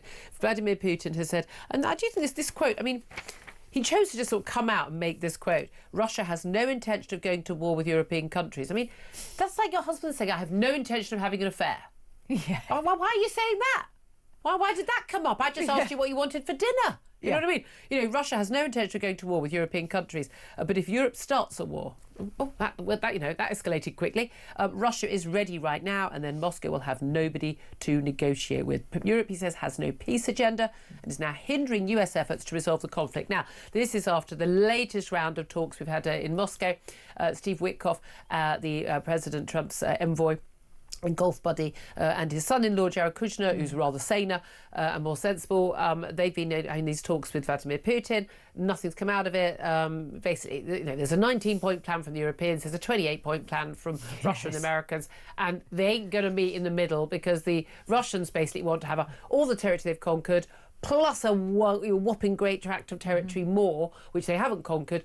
They don't want Ukraine. They want to halve Ukraine's army. They don't want to be able to join NATO. They basically want to leave Ukraine wide open for another future attack. After Crimea, then the Donbass, and then the rest of Ukraine.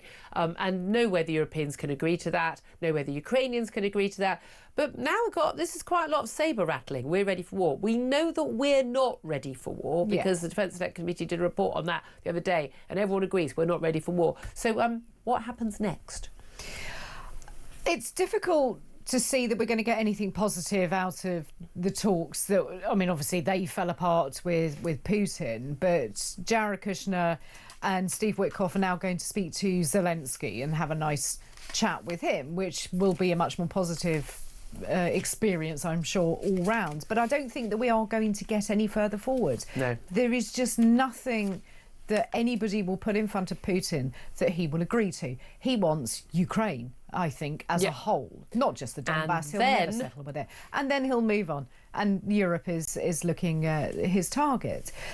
But it's interesting how it's always someone else's fault. Putin saying, oh, well, Europe has no peace agenda. It's just pandering to all of this. And it's like, well, hang on a second. We're not hindering the US. Yeah.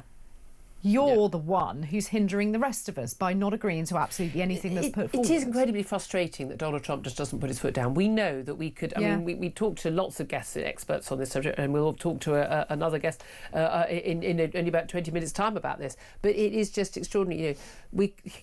Simply, absolutely, any country that buys the gas or the oil of Russia, you are now unable to, not forget the tariffs, you're unable to trade with the West, end of. By the way, Germany, stop buying Russian gas while you are funding the Ukrainian war effort, you're funding the Russian war effort at the same time. Or just, they're just literally even, cancelling themselves out. But we could stop this war. We could dry up every single penny of funding that goes towards this war pretty much, within a couple of weeks, if Russia wanted to, which America wanted to, Europe wanted to. I'm still amazed when they announced another sanction here, another sanction there. Every single one of those sanctions should have been in place within 2 weeks of that invasion. End of, nothing to discuss. The West has really got to get its act together because we are dealing with very wily and very dangerous men in the form of the likes of Vladimir Putin, Xi Jinping of China, the mullahs in Iran, Kim Jong-un doesn't seem to be going anywhere in North Korea. We've got a lot of people we need to be learning how to deal with. And we've got to be stronger, we've got to be more united, and we've got to be willing sometimes, to take a hit ourselves so that we don't have to go to war. And our caller earlier faking, I don't want to go to war. No, I don't want anyone to have to go to war. But you have to be willing and able to go to war to prevent a war from happening. Of course you do. And I think that you're right. The sanctions just on paper are not really worth it. Why don't we start taking the assets and actually putting them back into Ukraine? Every single penny in those European banks from Russians should have been spent on the war effort. Not a penny of our taxes. Properties, yachts that have been seized, all of it. That needs to happen because that will focus some minds. Because we haven't done it, we've only threatened. The US plan is to give that money back, for God's sake. I mean, it's absolutely crazy. It really is. It's all kleptocratic. It's all, this is all, dodgy money anyway. And by the way, especially London as well, our banking system has been propped up by basically dodgy Russian money for a very, very long time. And, it really shouldn't have been. I'm sorry, it really shouldn't have been. Let me come back to Hillsborough because we spoke to Mike Neville, who was involved in that Hillsborough sort of investigations. And that report we had yesterday, I mean, it's just report after report after report. I think the key moment really was the inquest way back when. It would have been, 10 years ago, but best part of, where it was very clear ruling, absolutely clear ruling that there was no, there was no, misdeeds by those who lost their lives. Those 97 who eventually ended up losing their lives, the Liverpool fans back in 1989.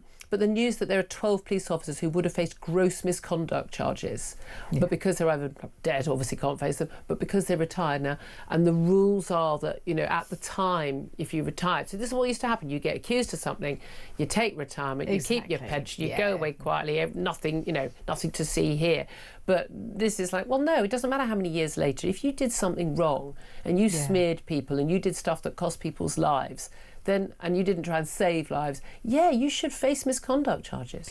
I met a couple of the families just on the terrace at the House of Commons when they were here for one of the judgments, and they had both lost a son and a daughter, young people. And you can't imagine, can you, how that feels, and all these years later to still keep talking about it, to have nobody actually held to account. To have your child, not just to lose your child, to then be blamed. Yes. Your child to be blamed for their own death. And they showed me, you know, a photo of them, and it's just heartbreaking. And they are so determined to get this justice for other people. Yeah. So I know some people go like, oh, come on, it's 36 years ago, move on. Yeah, like matter. We'd move on if it happened to our kid. And my daughter goes off to the football. She goes to football matches. You know, it's like, you know, do you have any faith that the police have improved at all? Not in terms of their willingness to actually do things properly and not cover up. No, not hugely. Me neither. Because this whole point of having a duty of candour, you would have thought that that was just a basic part of police life. Basic part of being a half-decent human being. Well, yeah, there is that. Just as we so need to get to a culture in this country when it comes to things going wrong in the police, and things will go wrong. We accept that there are going to be bad people in every walk of life, and and whether it's in the NHS, whether it's anything that goes wrong there, or a pharmaceutical company, or whatever it is, anything that's the disaster, or people lose their lives, or whatever it is. We need to have a culture which is that black box culture, where people own up. So this in the airline industry, basically the general culture is, whether it's air traffic control or whether it's there's a plane goes down, everyone cooperates. Like, what happened? And there is this. I mean, I'm wondering, how much more it will last, how long it will last with all the public scrutiny. But just like we all benefit from finding out what actually happened. We need to know what actually happened, not just blaming a pilot because he had a bad marriage or something, or blaming this or that, but what actually happened, so we can learn lessons. We never seem to really find out what's happened until many years later. People seem to lie, they cover their backs, they join arms, they circle the wagons, they try and blame everyone else, try and keep their jobs, keep their pensions, and we never learn the lessons. But isn't that the most frustrating phrase that you ever hear? Lessons will be learned. And you just think, but they won't.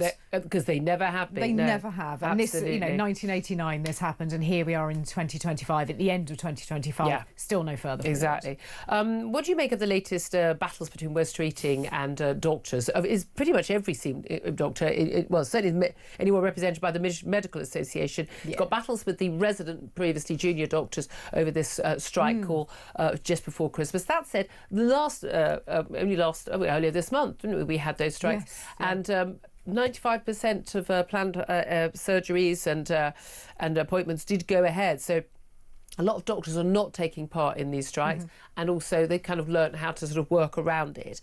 But there's concern that this strike is taking place just before Christmas, which has a much bigger impact. But he's also got this bizarre situation of there's been a massive increase in the number of people who are able to use online applications to get an appointment at their GP surgery. Been a massive increase in that, but also it's been so 98.7% of practices, patients can contact their surgery online. A record 8 million online requests were submitted by patients in October.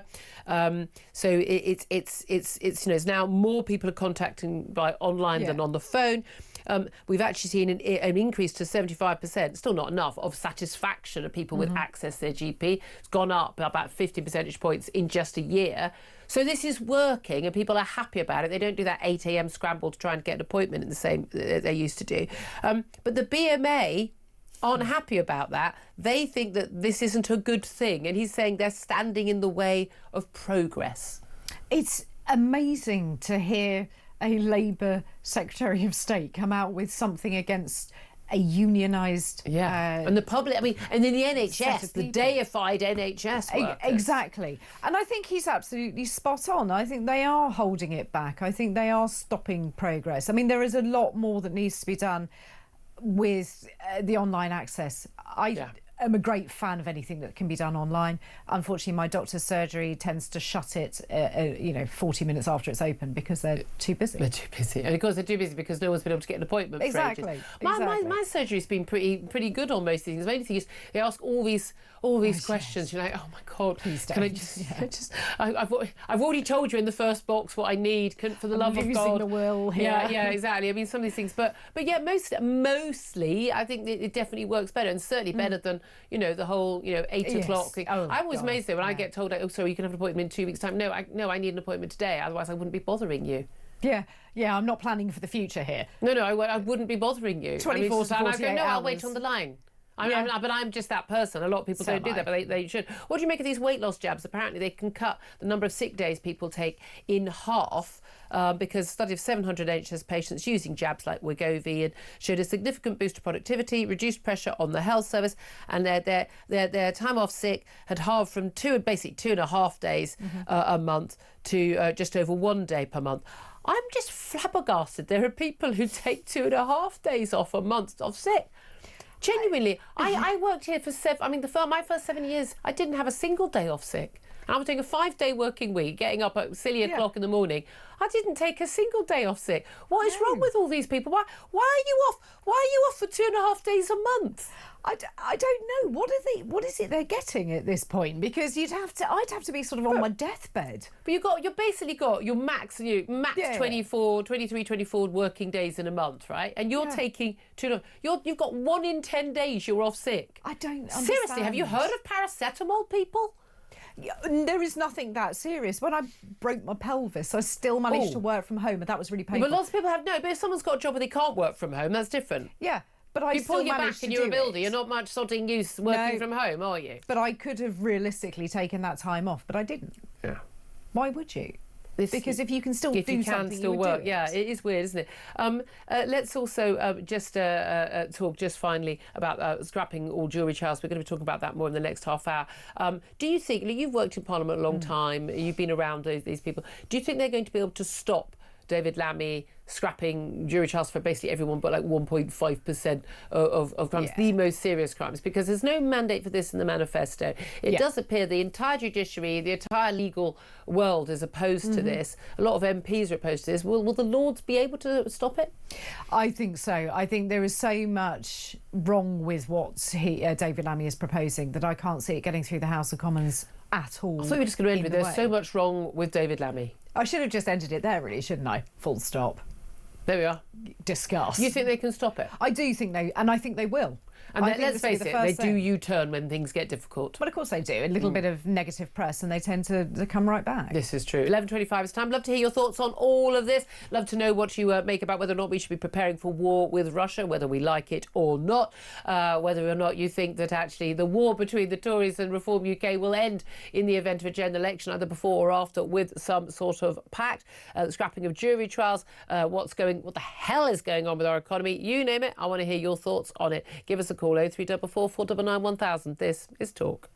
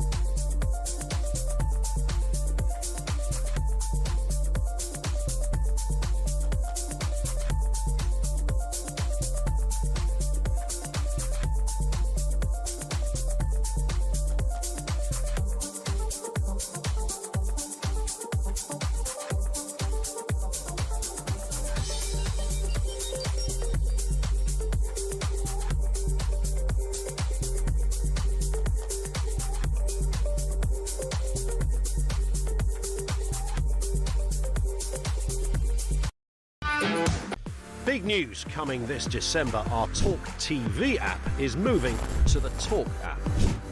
You can watch, catch up and listen to all your favourite shows and podcasts anytime, anywhere, all on the Talk app. From Monday, 1st of December, the talkTV app will no longer exist, so don't miss out. So head over to your App Store or Google Play and search Talk now.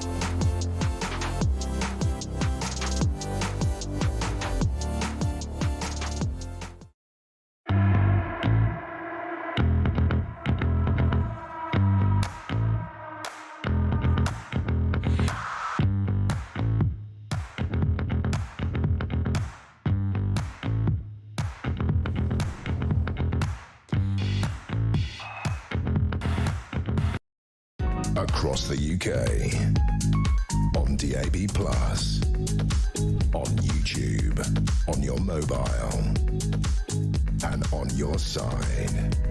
This is Talk. Good morning, welcome back to the show. This is Talk, the home of common sense. Going to be talking to military and defence analyst Colonel Simon Diggins in a few minutes about what's been going on with Vladimir Putin and Ukraine. We're also going to talk to a barrister about those jury trials being scrapped. First up, let's get to your calls. 0344 499 1000 is the number to get in touch and have your say. Ashley is in London and wants to have his say on Putin. Good morning to you, Ashley. Should we be preparing for war? Morning. Morning. Well, I had to phone after the lady phoned actually earlier about sending someone other than Boris Johnson for negotiating and so on. And this is the problem that we have and why Russia are where they are, and that's that we have no unity, we have no strength, and Putin knows this. So my point, I suppose, is that we do in some way have to pull together and show some form of military might and preparation, because the truth is, he knows at the moment it's not going to happen, and he's going to push the boundaries. I mean, he's making everyone look stupid. He knows it. We're still buying oil from people that he's supplying. Yeah. We haven't starved him. He's sitting there laughing at us. And I think that, maybe the Americans, maybe us, maybe other Europeans need to be providing longer-range weaponry and saying, for as long as you don't come to the table and talk sensibly, we're actually going to keep on supplying, keep on building and keep on supplying them. And the crucial weapons are the ones that the Americans... Is it the Tomahawks? Is that right? Yeah, Claire's military. She knows these things. Yeah, Tomahawk missiles. And the thing is, they're able to hit Kyiv every single day. So if a few hit Moscow, well, with all due respect, he can't really complain too much about it, but he will. So I think that the strength... If we would have acted like this in the Second World War... My grandfather was a Spitfire pilot. Yeah. He would turn in his grave looking at the weakness of us. We would be Nazi. We would be under a German regime now if we did exactly the same. Well, Faye, our caller earlier about this time an hour ago was saying, what was the point of the Second World War? Where are we now? Well, we're not living under the Nazis, and we speak English, not German. I'd say that's probably a good thing. Well, look, and without being funny as a Jew, that's a good thing because I probably. And you're here at all. Absolutely, and I just think that. Now, there comes a point in time where you have to stop negotiating and you have to actually make it clear your intentions. And the problem is that we're all too woolly. It sums up the world as it is, the West especially at the moment. We're too woolly with our words. Yeah. We don't want to offend and we don't want to disappoint Putin. And you sit there and go, hold on, this guy, if he had the opportunity, will... He wouldn't be thinking like us. They don't think like us. That's the problem. We always think they think like us. They're very reasonable. The idea that we could provoke him. No, Ukraine simply existing provoked him. Us existing provokes him. That is not the issue. I couldn't agree with you more, Ashley. Thank you so much. I have a funny feeling I'm not going to agree with our next caller. Andy is in Woking and wants to have his say. Andy, come on, give it to me straight. Hello, Julia. Hello. Thanks for having me on, and love your show. Agree with virtually everything that you say on the vast majority of subjects. But I have to say, I'm just buttering you up, Julia. I'm buttering you up. But in the case of Russia and Ukraine, I have to say that your insight, your knowledge is absolutely flawed. This is not a simplistic conflict. It's been going on for some time, and I'm getting a little bit fed up of people spouting off this constant Russophobia without actually knowing the facts. And I'll try and keep it brief because I do want to mention about the issue that you talked about, whether we're ready for war. Mm-hmm. I find it quite obscene for a country and people who know very little of Russia and Ukraine to stand and cheer on the sidelines for this conflict to continue. No one is doing that. No one is doing that. They are, Julia. They are. You watch it. We have to keep Ukraine going. We have to. No, we have to stop Ukraine being conquered by Russia. That's not the same as cheering on a war. Well, Ukraine, if they wanted, I'm just going off track now. If the Western powers wanted this war to finish, given that realpolitik, I think, has got to come into this, they would turn around and say to the Ukrainians, if you genuinely want this conflict to finish, then you adopt a neutral status, like Austria did after the Second World War. We'll give you certain guarantees. You will not join NATO because no Russian president, no Russian premier would allow NATO to plant their missiles on the Russian. They wouldn't be required to have NATO missiles on their territory. The Ukrainians Zelensky has made it clear, Andy, that they would be willing to concede stopping the war where it is now, de facto, not de jure, and as long as they had an absolute cast iron guarantee from not just Europeans but America as well, that there and no further from Putin, that is not available to them. So that's why they won't agree to it. Zelensky would agree anything that would be in favour to Moscow. But I think the thing that people also have to understand when you look at Russian history, when you look how they've been invaded, that they view this, rightly or wrongly, as an existential threat. That's something that this country can't relate to because it's never really faced an existential threat. Russia has. It's been invaded by Germany, France, Sweden, Poland, all the great powers. So for us to say, we've got to keep a regime, which I have to say, again, people aren't familiar with this. For us to hold the Zelensky regime up as some kind of beacon of democracy and freedom is a nonsense. Well, compared to Russia, it is. It's a democratically elected government. No. Well, he's well past his democratic. So was Winston Churchill when we were in the middle of the Second World War. Was he not a democratically elected leader? Zelensky is in charge of a corrupt criminal cohort who are. Hang on, Julia. Hang on. Let me just finish. A corrupt cohort that is assisted in by criminal oligarchs and a brutal secret police, the SBU. Can I just say, you may as well be talking about Russia. No one, including me, as ever, I do not deify Zelensky or his regime or the Ukrainian people or the Ukrainian regime. Every single post-Soviet Union or Soviet Union country is absolutely riddled with outrageous levels of corruption because nothing functions without corruption. If you and I lived there, we would be corrupt too because that's how you get your food for your family and you get somewhere nice to live, etc., etc. I'm sorry, but that is not a reason to go, we'll just let the Russians take you. This is absolutely absurd. Everybody involved in this wants peace, other than the man who invaded Ukraine called Vladimir Putin. The only person who can stop the war is Vladimir Putin. At the moment, he's in a position where he's winning. He's in a position. Not winning. He's been at war for almost 4 years, and he's only managed to take the Donbass region. That's pathetic. Well, I grant you. A world superpower. Okay, so that demonstrates to you why on earth should we in the West, and you're constantly berating and criticising the EU leaders, the political pygmies like Starmer, Macron, Merz. I like Merz. Well, I don't. Who are constantly saber-rattling and They're not saber-rattling. When did Keir Starmer saber-rattle? They say they are saber-rattling all the time. They're spreading misinformation about Russia's intentions. But I have to say, in terms of preparing for war, there is not going to be any war. I mean, what strategic interest has this country got in this conflict? What strategic influence? Oh my God! I mean, sorry, you say you know all about this stuff. Well, you might know this. You have this old-fashioned thing called the balance of power in Europe, which has always been Britain's strategic interest, to not have one superpower in Europe, whether it's Germany, whether it's France, whether it's Russia. I mean, seriously, with all due respect, Andy, you say people don't know the history of Russia. I grew up in a family, about half my family speak fluent Russian. So actually, weirdly, know quite a lot about the history of Russia and the like. So I think you need to read up on your history, you don't mind me saying. Call in again. I've got to go. I'm already way late. I'm going to be talking to Colonel Simon Diggins up next. This is Talk.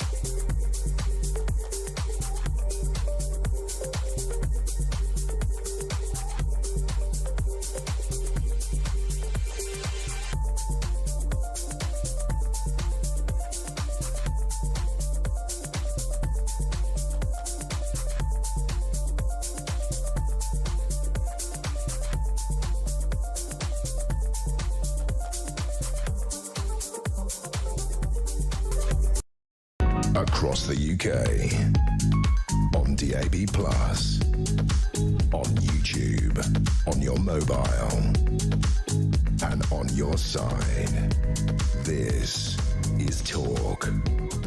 Good morning, welcome back to the show. 11:39 is the time. Let's talk to Colonel Simon Diggins now, a military and defence analyst, about where we are with Putin and whether or not we should be preparing for war after he said he doesn't want war with Europe. But if Europe starts the war, Russia is ready right now, and we pretty much know we are not.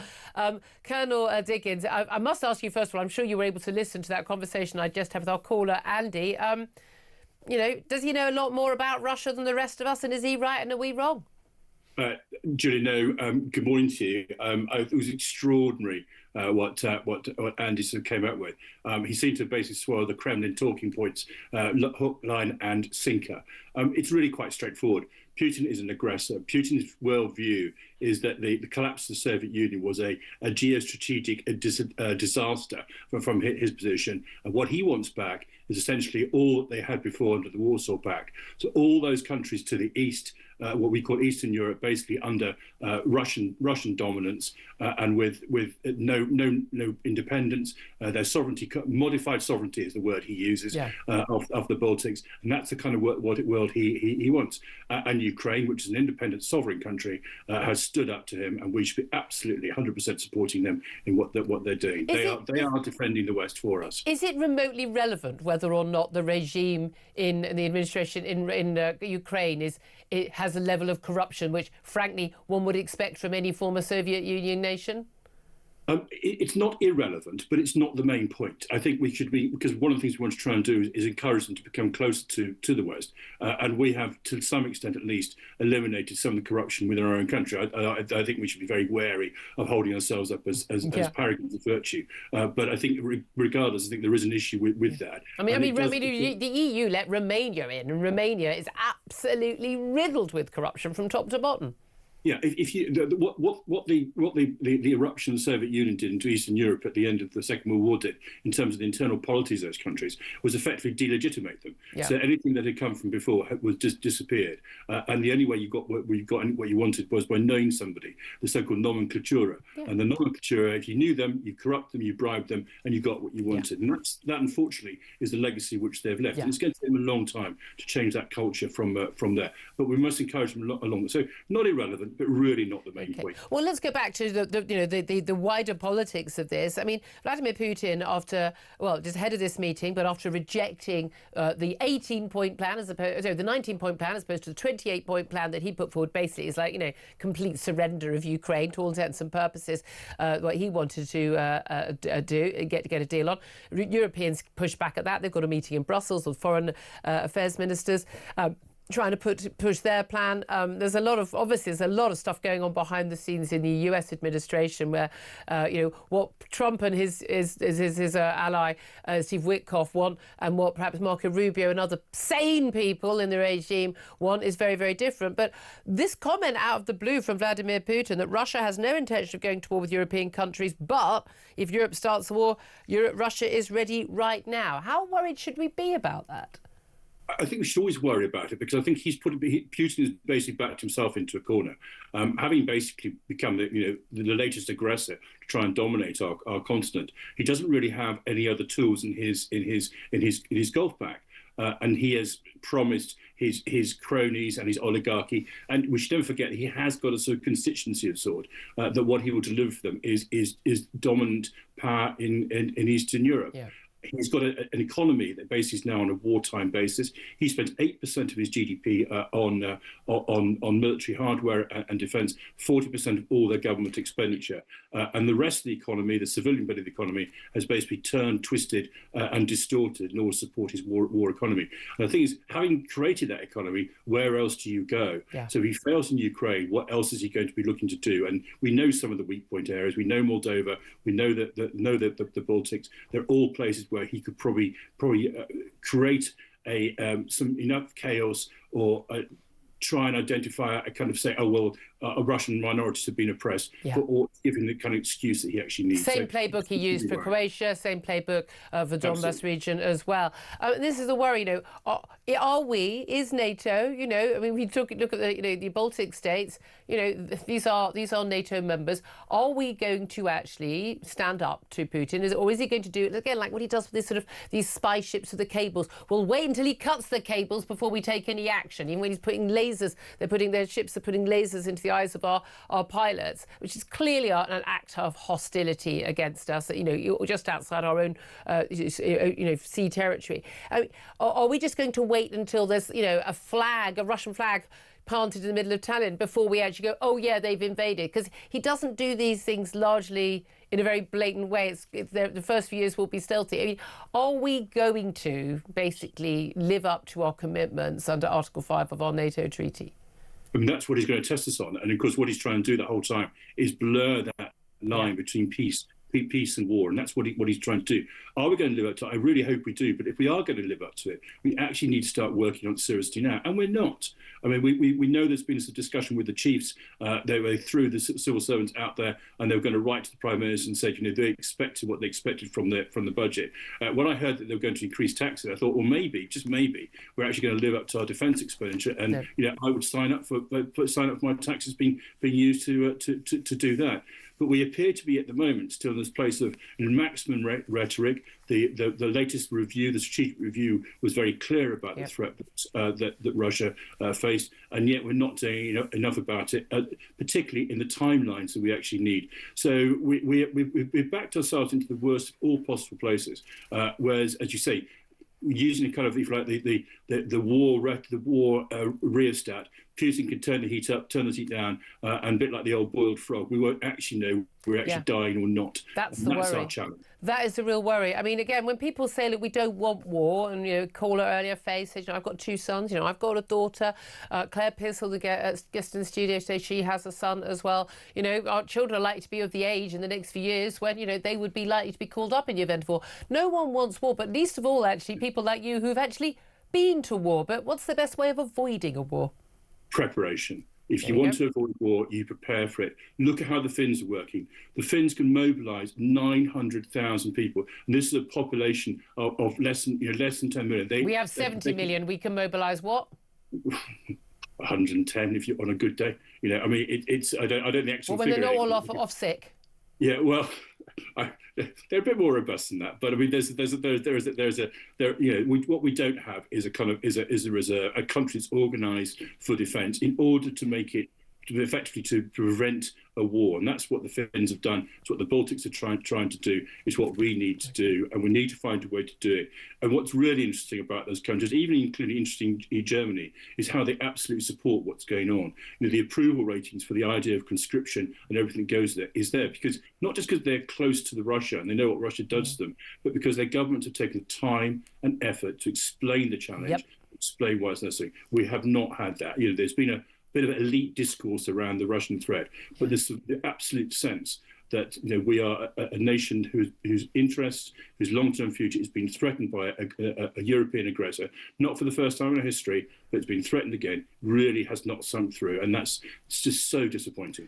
Colonel Simon Dickens, great to talk to you, military and defence analyst. Apologies, oh God, these coughs always come and sneezes at exactly the wrong time. Claire Pearsall, you're from a military family, we've been discussing this all morning, your response to that? And I think absolutely right when you're looking at the Finnish people protecting their border. You look at what Germany is doing currently with trying conscription by another name, and France is also doing it. Macron announced that only a week and a half ago. And it's popular. What are we doing? We don't have that kind of impetus to do it when we should. Yeah, I mean, again, you can not want war as much as you absolutely want, but preparation that may have very little bearing on whether or not you end up in one. 11:48 is the time. Up next, well, you may also not want to go to court, but you may not have a say if you do have to go to court, if you are accused of a crime, particularly a crime you did not commit. Whether or not you actually get to be judged by a jury of your peers or just basically an old white man who's going to make a decision about your future, who sits as a judge. We're going to be talking about David Lammy's scrapping of jury trials for all but 1.5% of all cases. Literally just 1.5% of all cases that come to court are going to be heard by a jury. We'll talk to a barrister, former Solicitor General Robert Courts about that. This is Talk.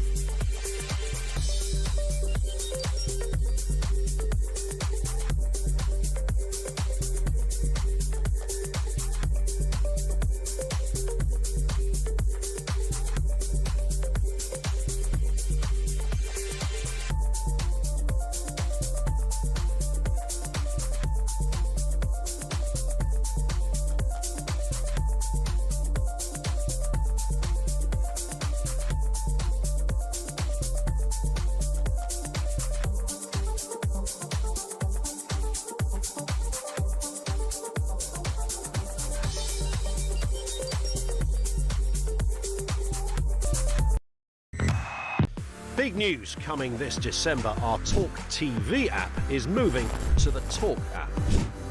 You can watch, catch up and listen to all your favourite shows and podcasts anytime, anywhere, all on the Talk app. From Monday, 1st of December, the talkTV app will no longer exist, so don't miss out. So head over to your App Store or Google Play and search Talk now.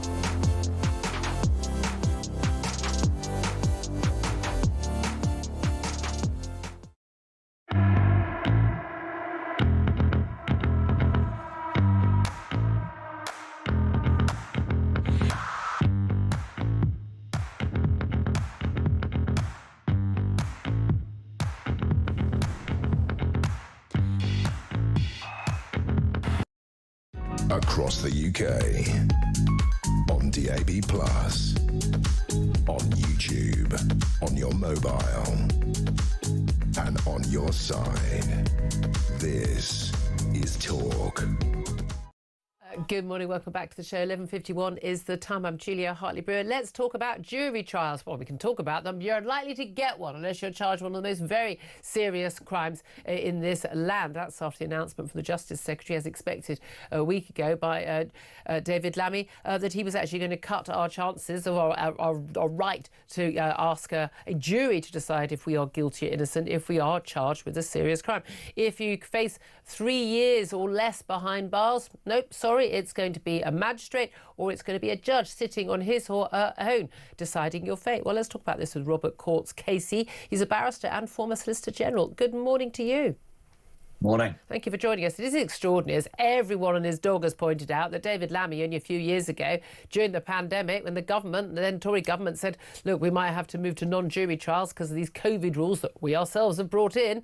He said, no, you can't do that. It's a fundamental attack on a fundamental right in our democracy. 5 years on, because there's a backlog in the courts, absolutely fine to do it. Is it? It's absolutely extraordinary, isn't it? Who'd have thought that I'd be saying that I agree with David Lammy, but I did agree with him back then. Defending jury trials is absolutely vital. And when he was criticising the proposal to do away with them, he was absolutely right, but he's absolutely wrong now. And he's wrong because this really is a fundamental attack upon liberty. The great thing about a jury trial is that they are able to acquit people for whatever reason whatsoever. They can't be asked, they can't be criticised, and that is the ultimate protection against an overweening, overmighty government. And it really is quite extraordinary that David Lammy has been quoting Magna Carta, of all things, as justification for doing this. He argues, because people say it's your right to be judged, you have under Magna Carta, you cannot have your freedom taken away from you unless it's by your peers. But he said it also goes on to say justice delayed is justice denied. But there's a balance, and he's quite right to say that someone who is raped today shouldn't have to wait 5 years to get a guilty verdict. By the way, also someone falsely accused of rape shouldn't have to wait 5 years to have their life back. But is there any evidence that cutting your right to a jury trial is going to make any difference to the backlog in the courts that we currently have, some 80,000 cases? No, in a word. You've exactly put your finger on it. That's quite right. And it's true to say that justice delayed is justice denied. And clearly there is a big backlog, and that is unacceptable. And something has to be done about this. But this is the judicial equivalent of blowing the doors off, because the diagnosis of what is causing the backlog is wrong. He's wrong about that. It's not juries. And therefore the solution that he's proposing isn't going to solve the problem. The fact is that the backlog is there and exists anyway. And if people have elected a jury trial and are waiting for a trial to come along now, then this move isn't going to do anything about the backlog. So this solution fails on its own terms. Well, this is it. I mean, look, you've got to remember, you keep talking about, there are other things that could be done. You as former Solicitor General, you were a Conservative. There was a decision under David Cameron and George Osborne. There was going to be austerity. There were massive cuts to the criminal justice system. They had a massive impact in terms of every aspect, whether it was, number of trials, pay for legal aid, number of prison places, you name it, across the board. We are living with the results of that. I actually almost felt sorry for the Justice Secretary having to release a load of prisoners last year, because let's face it, Tories would have done it too, because there wasn't enough prison space, because not enough prisons were built. There has been an abject lack of funding for our criminal justice system, and we're reaping our deserts for that, aren't we? Yeah. So, look, you have to be fair and even-handed about this. Justice hasn't had the priority that it deserves for many years, and every party has some responsibility for that. Conservatives, Liberals under the coalition government, let's not forget, Liberals were a part of that as well, and then Labour more recently. But, we can always go into the reasons why there had to be, fiscal restraint back in the 2010 period. There were reasons, but that's it. I mean, and then we can blame Labour for there wasn't the end of boom and bust. We can keep blaming everyone, but at the end of the day, the job of governments is to spend our money wisely. And our money wasn't spent wisely, because we do need a functioning criminal justice system. Well, that's right. There's two things, aren't there? And in your programme this morning, you've been dealing with them. There are two things that only governments can do, and they need to do them well. And that is, firstly, defending our country. Only government can do that. They've got to invest in that. And then secondly, justice. Only the government can do that, and they have to decide to do so. And to govern is to choose. And this government badly wanted to be in government and have got themselves into that position. They now have that serious responsibility of providing the system we want to live in. And if we look only at the budget last week, that is a massive spending spree that they've gone on welfare. And they have raised taxes to a historic level to do so and are borrowing more to do it. That is a political choice that they have made. That's 16 billion not spent on benefits, but spent on the criminal justice system and defence. I'd have been, OK, fair enough, absolutely quite happy with that. But this is it. And people often think, don't they, it's the Cinderella service. Well, it's not going to affect me. Well, until it does. What would you do instead of scrapping the right to a jury trial? What would you do to actually mean that we could actually clear a big slice of that backlog? Yeah, so there's two things that you can do that particularly spring to mind, neither of which is easy, and they require some political bravery. And the first of that is to look into the point you raised just a moment ago, which is legal aid rates. Yep. The independent bar, and I am an independent barrister by background. I prosecuted in the Crown Courts before I was elected to Parliament, is extremely efficient. It is extremely dutiful, and it is in the position to clear this backlog. But in order to do so, there have to be criminal lawyers who are willing to operate in the criminal system. Some of them are basically, they're actually, it's costing them money to go to a case once they've got their travel and covering the case rate. So upping the legal aid rates. What's the other? What else would you suggest? So the other bit is the slightly more boring but important bit, which I did a lot of work on, as many did in the last government as well, and that is doing things like getting the CPS and the police to work closely together so that when the cases go to court, they're ready. Yeah. Because quite often what happens is there's a link up and a bit of evidence is missing, meaning that there's then a delay. And getting everything off paper as well, getting into the digital age? Yeah, getting into digital aid, getting everything so that it's electronic, so that it's efficient, but above all, getting the police and the CPS to work really well together. Okay. So what the CPS need to prosecute successfully is provided by the police. But also, small matter of spending more to have more courts open and more judges sitting every single day. Yes, it's legal aid lawyers the primary pinch point, though. You're absolutely right. If you go into a courtroom today, you'll see that there are courts empty. So court sitting days could be made available. Judges could be made available. Yeah. Don't forget, you can also get barristers as part-time judges. They're called recorders. So there are plenty of other things that could be done rather than taking away our 800-year-old rights. So a small point worth making. Robert Courts, so appreciate you joining. He's a barrister and former Solicitor General. I mean, Claire, we've been talking about this all morning. There's just no need to do this. And even if there was a need to do it, and we're not in wartime, we're not in a pandemic, no excuse. Just because you can doesn't mean you should. And it's one of those ideas. David Lammy, take that. One of those ideas that comes up when everybody's looking at what can we do to save money. Oh, there's this. But it's not going to save money. It's not going to clear the court backlog. It's not going to do anything other than take away fundamental freedoms. I'm convinced at some point I will end up in court, so I really want to have this fundamental freedom. Having sat on a jury, I'm very aware of the work that they do and how important it is. Coming up, we're going to be talking about something completely different. I suppose we're going to have the judge and jury, which is you, the public, and the MPs watching PMQs. I wonder what Kemi Badenoch's going to go on this week. We'll cover that live. Peter Cardwell will be in the studio along with us.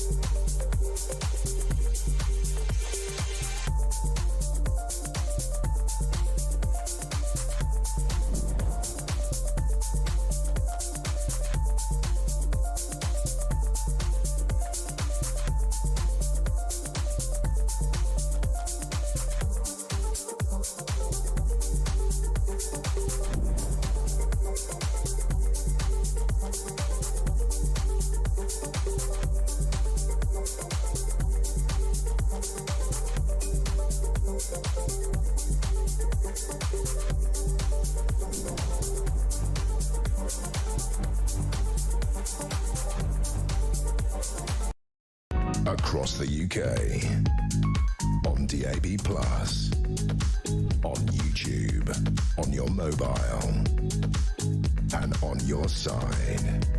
This is Talk.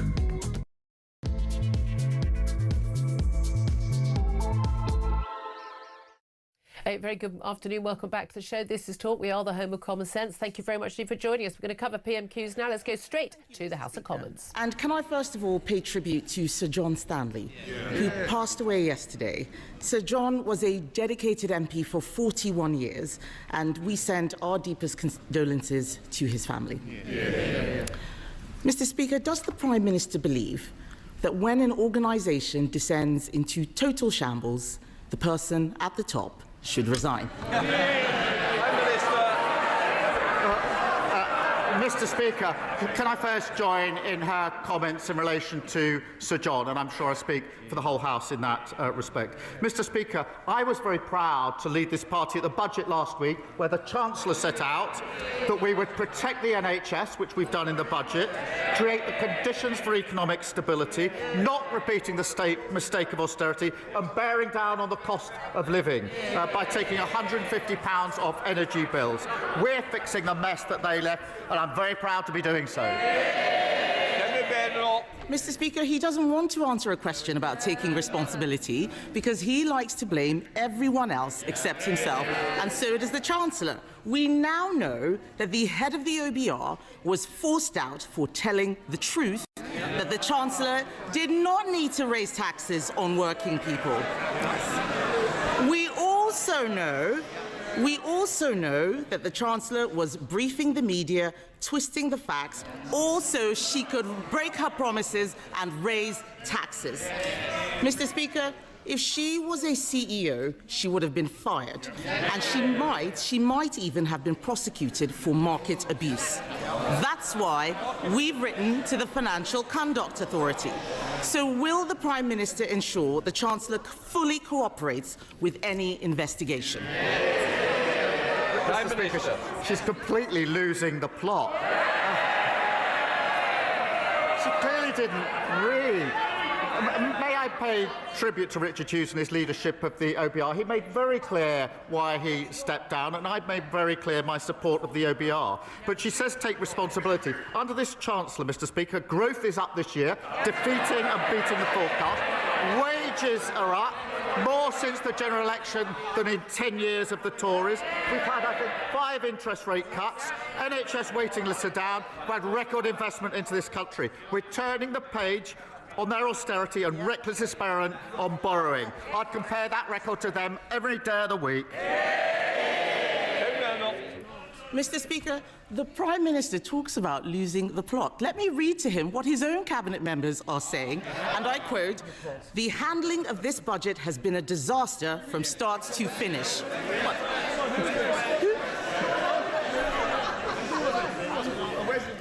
Yes.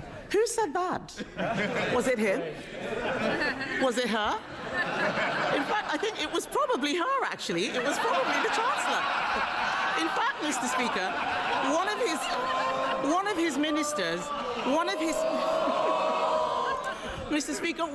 his ministers said the Chancellor and Prime Minister look weak and incompetent. The country agrees.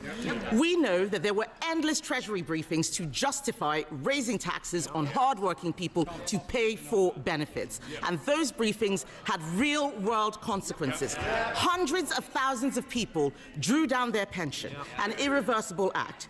So the Prime Minister pays tribute to the head of the OBR. If the head of the OBR had to resign over market-sensitive leaks, why... Oh, apologies. We seem to have just lost that feed for 1 second. Hopefully, we can get that feed back in a moment. Right crucially, and Kemi Badenoch's there, her third question. Quite a good device there, I thought, where she was saying, well, who said that? Was it him? Was it her? Just be introduced to you, Claire Pearsall, former Conservative Government Advisor, joining me through the show. Of course, Peter Cardwell, I'll talk presenter, and of course, long-time political commentator as well. She's gone in all guns blazing, hasn't she? The Rachel Reeves, the Chancellor, is sitting beside the Prime Minister. But I just love that. You know, first question, does the Prime Minister agree when an organisation descends into total shambles, the person at the top should go? I mean, before I get a response from you, we are back. I do apologise for that. We'll get back to PMQs. Will be carrying outside, not in the chair. Prime Minister. Mr. Speaker, what she doesn't understand, that picking up a £16 billion tab for their failure is not a good starting point for any budget. And the OBR said yesterday, Mr. Speaker, that the Chancellor's speech was not misleading. So if the Leader of the Opposition had any decency, she'd get up now and apologise. Mr. Speaker. You might be enjoying a cup of tea with Mr. Holden if you carry on.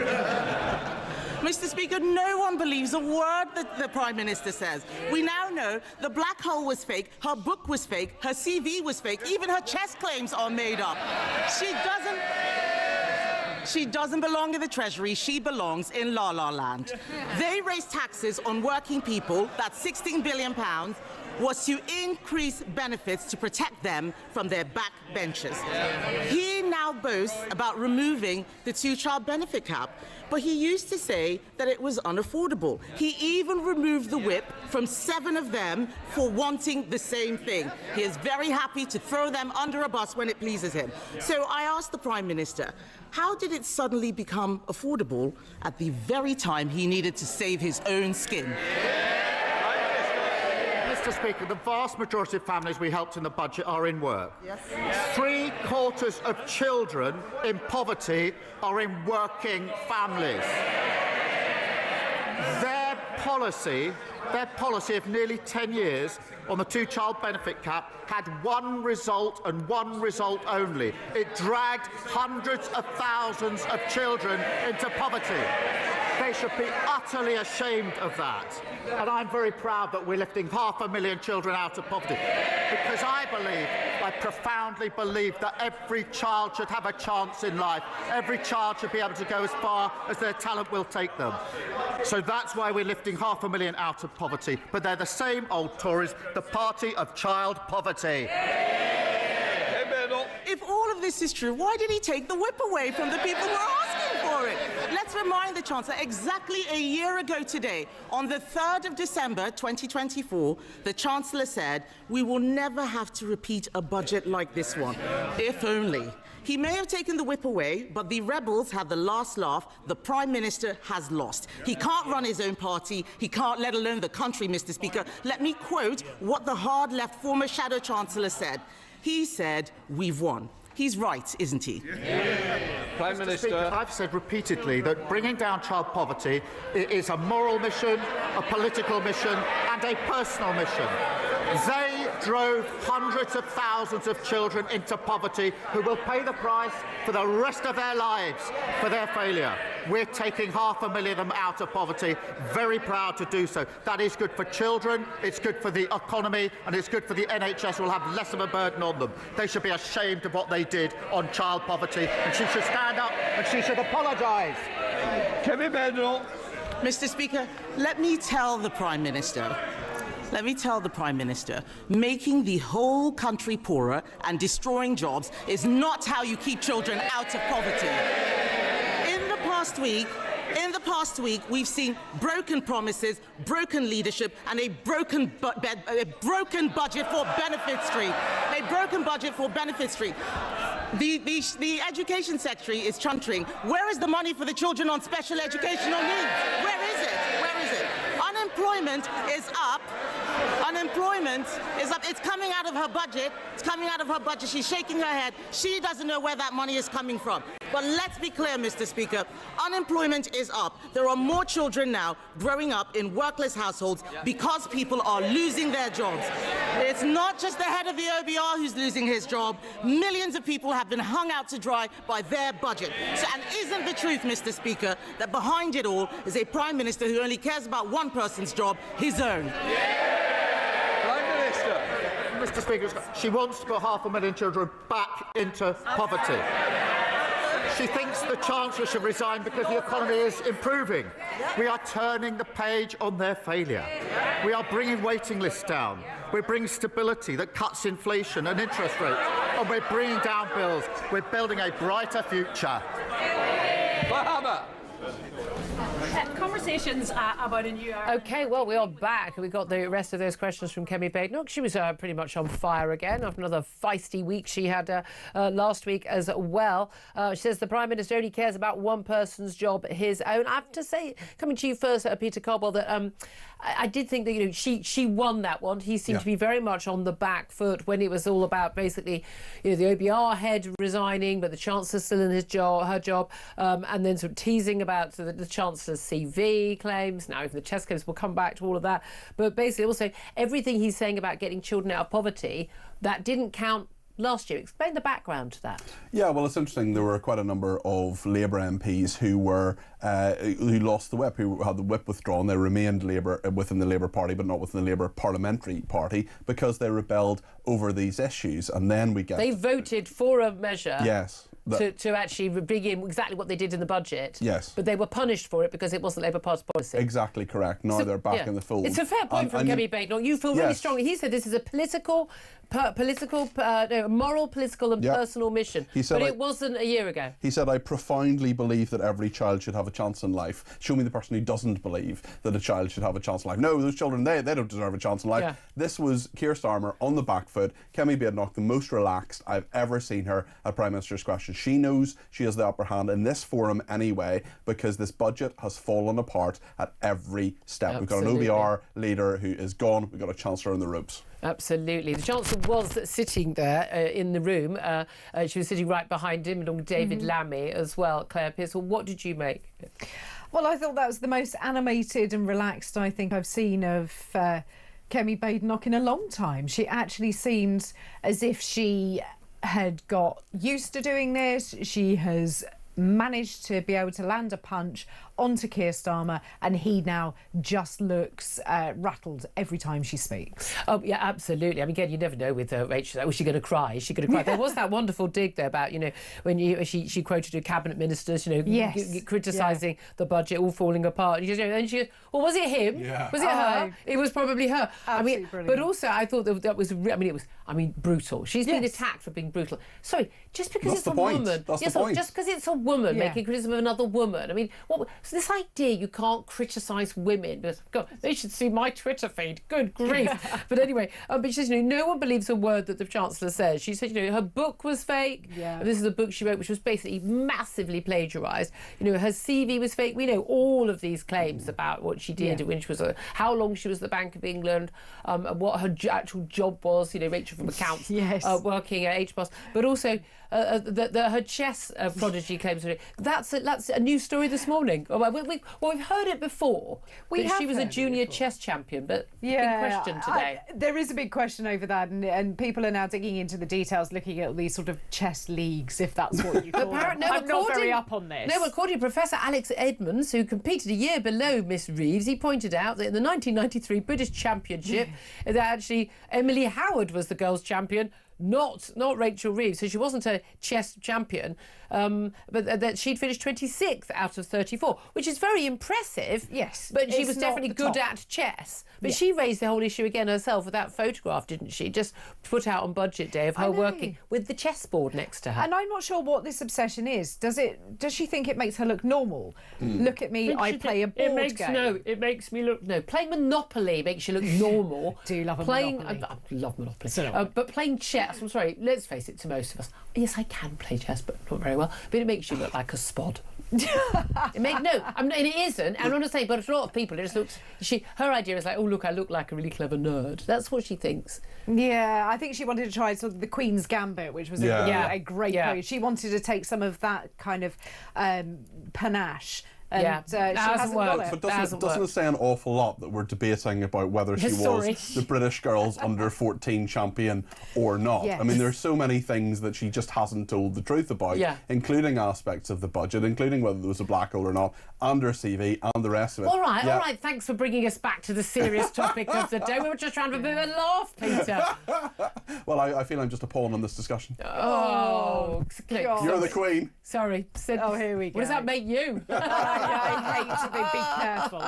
Very careful. But look, the thing is, it was that first question really set the tone, didn't it, Peter? Because, basically when an organisation descends into total shambles, as the Office for Budget Responsibility did, and Kemi was actually wrong when she said, look, the reason why, this guy, the boss of the ABR, was forced out for telling the truth. No, he didn't get the backing of the Chancellor because, well, you screwed me because you guys have revealed that you told me something completely different from what I told the public on November the 4th. But no, he had to go because the independent report into what happened when the budget was put out 45 minutes before Rachel Reeves even started speaking, so best part of 2 hours before it was supposed to go out, that was because we all laughed on the day, didn't we? We thought, oh, well, someone just pressed send by accident. No, it was sitting there all morning, pretty much un-cyber protected, no proper passport. People had been guessing. It had happened before, but it hadn't been a big deal. No one had noticed. And this guy who's running this organisation, we don't have an IT department. And it was part of his job, not just to crunch numbers, but also to make sure that those numbers were not made public until the moment they were made public because of the massive financial and market reaction to those. Of course he had to go. It's got sod all to do with what he did or did not say about Rachel Reeves. We had the bizarre spectacle last week of the Chancellor of the Exchequer during Prime Minister's questions on her phone, receiving messages and looking at a website where essentially her own budget was revealed. It was absolutely Well, it was Torsten absurd. Bell's phone that she was handed. Right. Like, oops. But this is the thing. The shambles continues. The boss of the ABR has resigned. He had no choice, but you could say honourable. OK. There's now question marks about the Treasury Permanent Secretary, the senior civil servant who apparently gave the say, gave the tick, yes, you can, to the ABR. You can publish this document, which basically proves, not suggests, proves that the Chancellor lied to the public on November the 4th with that early morning press conference, setting the scene for, look, we've got this big black hole. Realistically, there's going to have to be, along with briefings as well, there's going to have to be tax rises, which would breach our manifesto commitments that then didn't happen. They claimed that, the financial situation had changed. It hadn't. That's all a lie.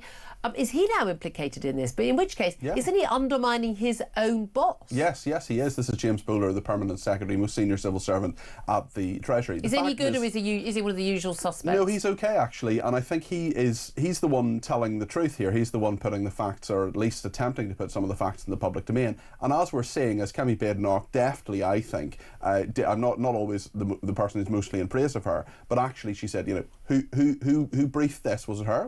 Well, don't know. Yeah. And that's actually what Keir Starmer's thinking. And Rachel Reeves as well. They're fighting like rats in a sack because this was an absolute shambles. And you've got people like James Bowler, the Permanent Secretary, telling the truth, putting the truth in the public domain, and the public are being taken for fools. Kemi Badenoch knows that. Rachel Reeves knows that. We all know that. Absolutely. Let's come back also to, by the way, there's lots of talk that it might be Ed Miliband who's briefing, because he's seen those polls of Labour Party He wants to be leader of the Labour Party. And astonishingly, Ed Miliband would be the most popular bacon choice. sandwich wielding silent assassin. I mean, genuinely, I'm telling you, as I've said last week, it would be fun for a couple of weeks. If Ed Miliband is Prime Minister, we can all laugh for a while and then go home. They said the markets would explode. I mean, it would damage us for a whole generation, but, worth it for the giggles, eh? Or Angela Rayner. But here's the thing. Whoever, if the Chancellor did actually have to fall on a sword or got sacked, forced out, it would be a more left-wing Chancellor. It wouldn't be a saner Chancellor.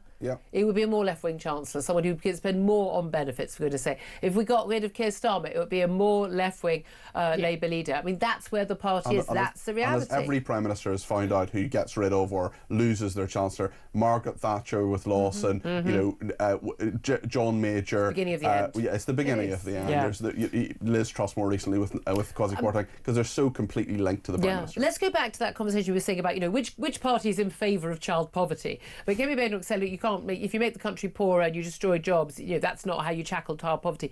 Again and again, Claire, this back me up on this. It's absolutely technical term, does my head in when everybody says the majority of these people who are claiming benefits, whether it's the child benefit cap, they're going to get an extra £3,500 per child that they've had over two, which most families, all they who work can afford. We're told they are working families. They're not. They're not. Half of them are single parents, but there's no reason because you're a single parent that you can't work. Most single parents do work. I was You one. work. You're a single parent. You've always worked. Okay. The other half are two-parent families, and again, a lot of those two-parent families are actually of immigrant heritage. It's worth noting. It's a cultural decision. They want, it's Bangladeshi, Pakistani families largely, and Black African, West African countries, not Afro-Caribbean so much more, but West African.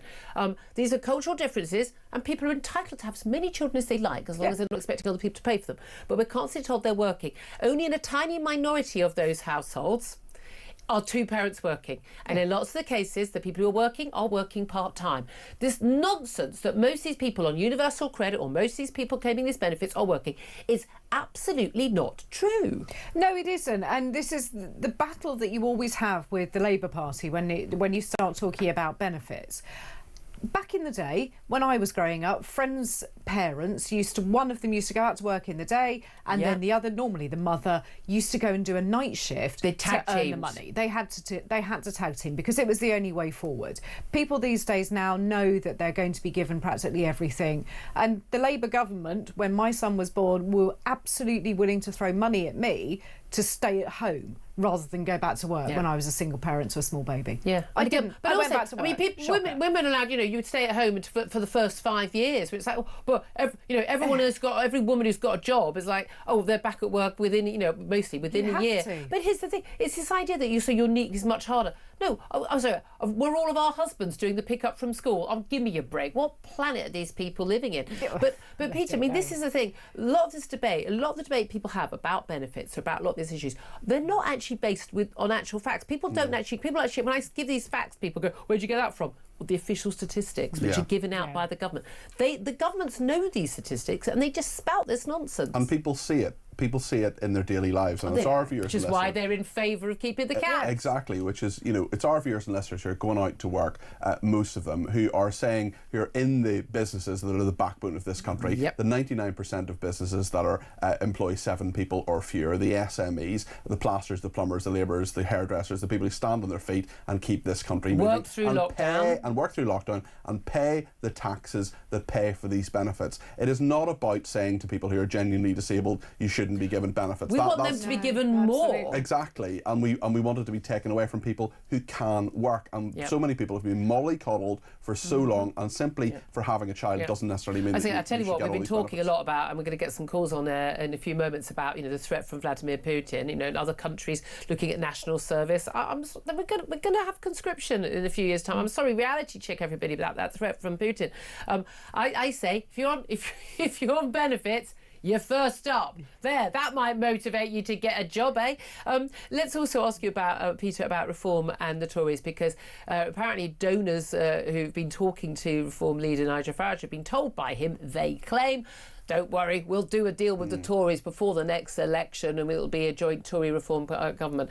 He's said this isn't true. The Tories have said this isn't true. He's always said publicly, I want to destroy the Tories. I hate those people. Sorry, Claire, sitting in the studio. The reality is they can't do a deal before the election because that would scupper votes on both sides, wouldn't it? Well, I think there's a lot of unease within a lot of Reform people I talk to about the Reform brand being diluted by a lot of Tories going over there. Jonathan Gullis, the latest one. Nadine Dorries did not go down well. Jake at Berry. Reform. Yeah, did not go down well. I would say Jonathan Gullis is actually a classic Reform. But I would say he's far more Reform than Tory. But this reporting by the Financial Times was hosed down by Nigel Farage, saying, like, some of these donors just hear what they want to hear and then they tell journalists about it. But I think we've got the more fundamental question we've got to ask is, what's in it for Reform UK? If they're riding high in the polls and they could in theory be a majority government, why would they shackle themselves to the Conservatives? I can see what's in it for the Conservatives. I can't see what's in it to Reform until after the election. Then they may form some sort of coalition or some sort of confidence they supply would 100% do it. When we're talking like in 2010, no one was going to go into coalition. They would absolutely have done it. And everyone said after the 2015 election before then, though, they would absolutely not go into coalition again. They would have got into coalition on either side, wouldn't they, Lib Dems?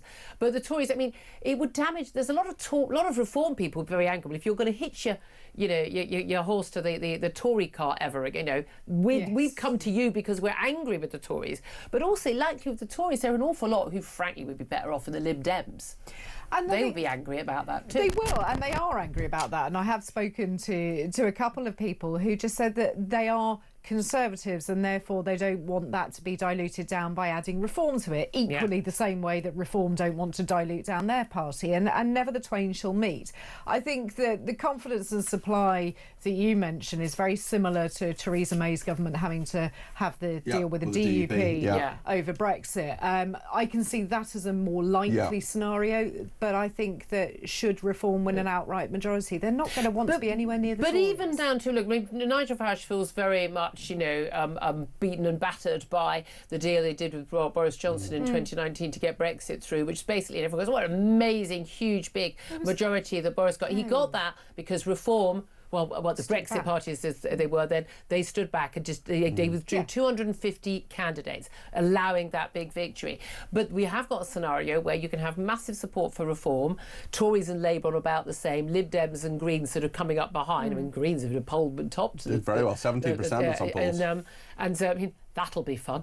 And cancelling each other out in a lot of these seats, and therefore letting through. It's perfectly feasible on the numbers we've got right now that Labour could win another sizable majority. So there will be a lot. There'll need to be a little bit of sort of, can you just not do much? If in this seat the Tories are more likely to win, can Reform just sort of just not make much effort, and likewise in other seats? That'll happen. It will do naturally, but I think we are also still years away from an election. So I think we all need to be a little bit careful at looking at the figures and getting carried away, because next week they'll be different. The week after that, has Nigel Farage peaked too early? Lots of people are saying that to me this week. I think perhaps he has, and it's interesting at this stage in the electoral cycle. A lot of pundits were saying Boris Johnson may well win a 5th term for the Tories. I think that the nightmare scenario is Reform UK, largest number of seats, Labour not far behind, Tories nowhere, Labour and the Lib Dems do a deal. Yeah. That's not out of the question. It's not out of the question. I mean, generally, it is absolutely all to play for. It's really interesting. My main thing is, however you vote, I don't tell anyone how to vote. I voted for many different political parties in my time. Is use your vote. Yeah, you've got to vote. I mean, goodness me, people died for it. This is going to be an election where absolutely every single vote is going to count. Oh, here's another question. Just before I go, I know I'm always over time because I like my conversations. I've got an MP who's had a little bit of bother in Bangladesh. Yes. Tulip Siddiq, and Hampstead and Highgate MP. She's my own MP. Right. Thrilled about that. And she said, trial by media, don't know what they're talking about, no corruption, sentenced to 2 years in absentia. Her aunt, who was a Prime Minister, who basically ordered the killing of innocent, peaceful protesters who were protesting against her corruption, she's been sentenced to death. She's in India, she's not going to serve any time either. But should she still be not only having the Labour whip, but be a Labour MP or an MP at all? Because is there going to be a recall petition in her seat, or do I need to start it myself? Because I've been busy this week. It's possible. It's very interesting to see that Labour just want this all to go away. They just say, well, this is a complicated dispute in a foreign country, it's but not actually, really, is it? It's not. It's the anti-corruption minister accused of corruption and being convicted in absentia. I think a lot of voters would be very, very interested in this. Tulip Siddiq had a very high moral tone in previous occasions, not so much anymore. Yeah, absolutely. So much more to come. Your calls, in particular on Putin. We're all asking whether or not we should be preparing for war. It's really that simple. If Vladimir Putin says Russia is ready for war, if Europe starts the war, Russia is ready right now. Well, we aren't. So should we be? 12:30 is the time. Big thanks to Peter Carwell. Claire Pearce, although, is not going to be allowed out the studio for another half hour, so she's going to stay with me. Take your calls. This is Talk.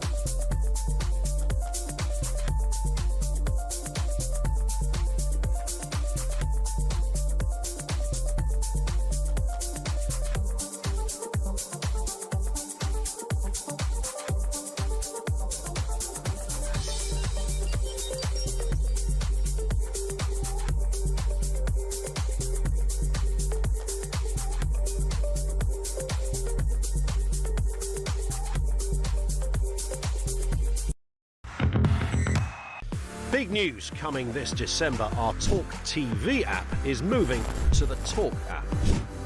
You can watch, catch up and listen to all your favourite shows and podcasts anytime, anywhere, all on the Talk app. From Monday, 1st of December, the talkTV app will no longer exist, so don't miss out.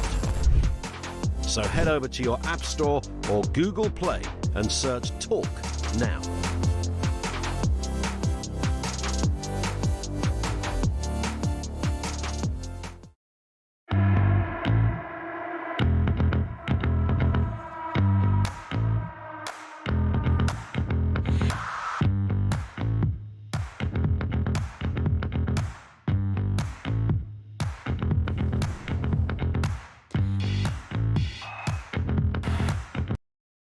Across the UK, on DAB+, on YouTube, on your mobile, and on your side.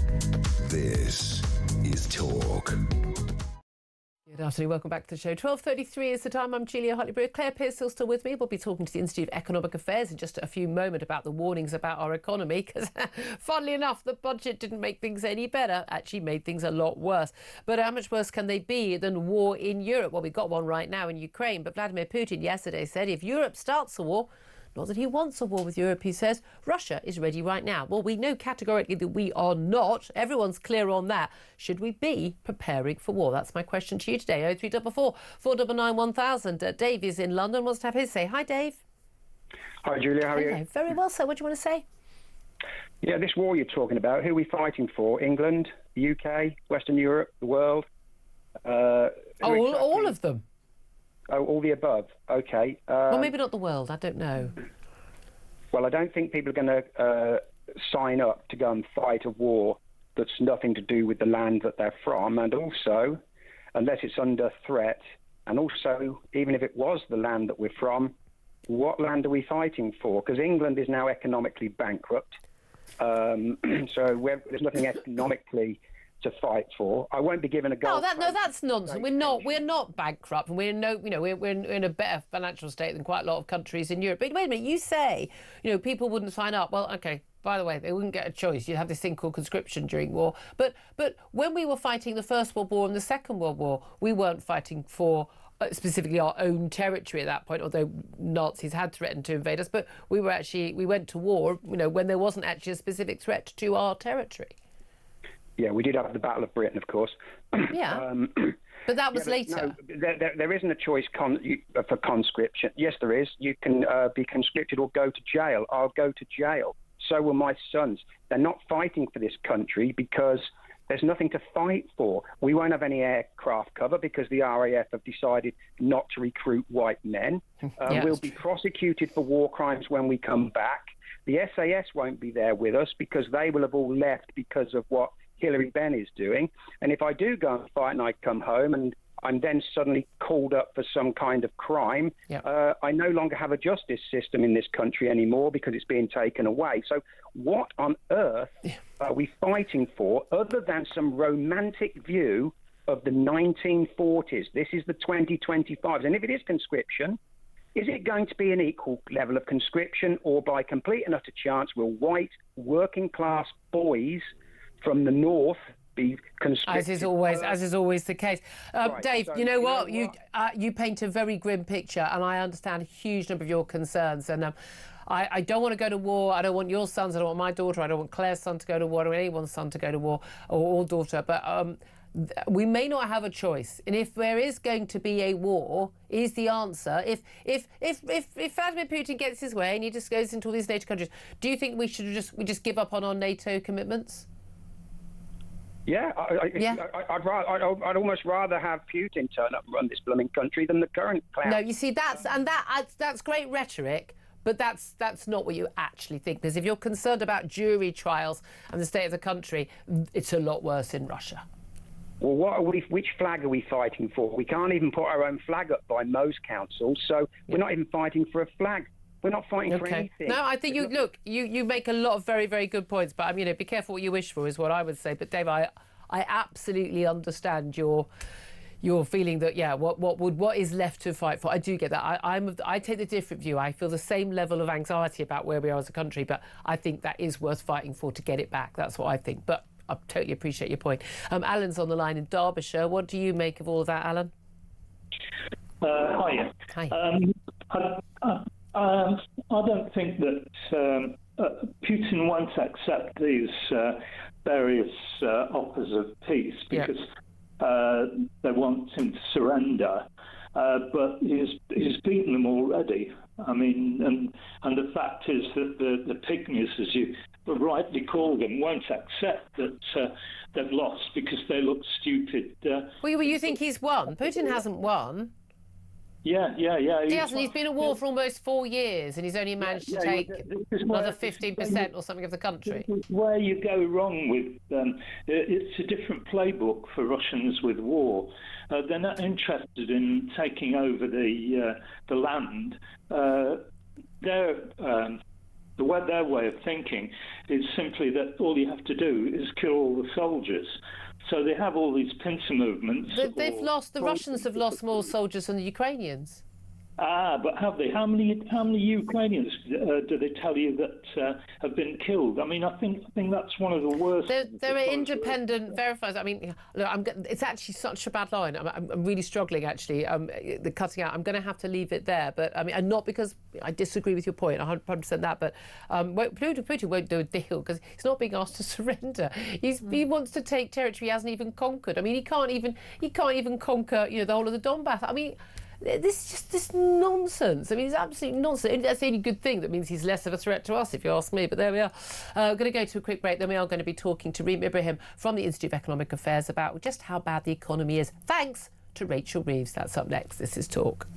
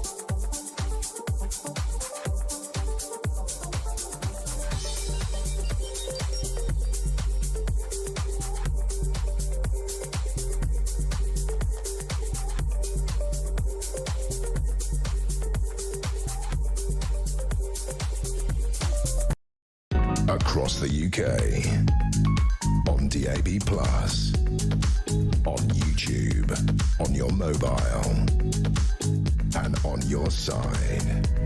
This is Talk.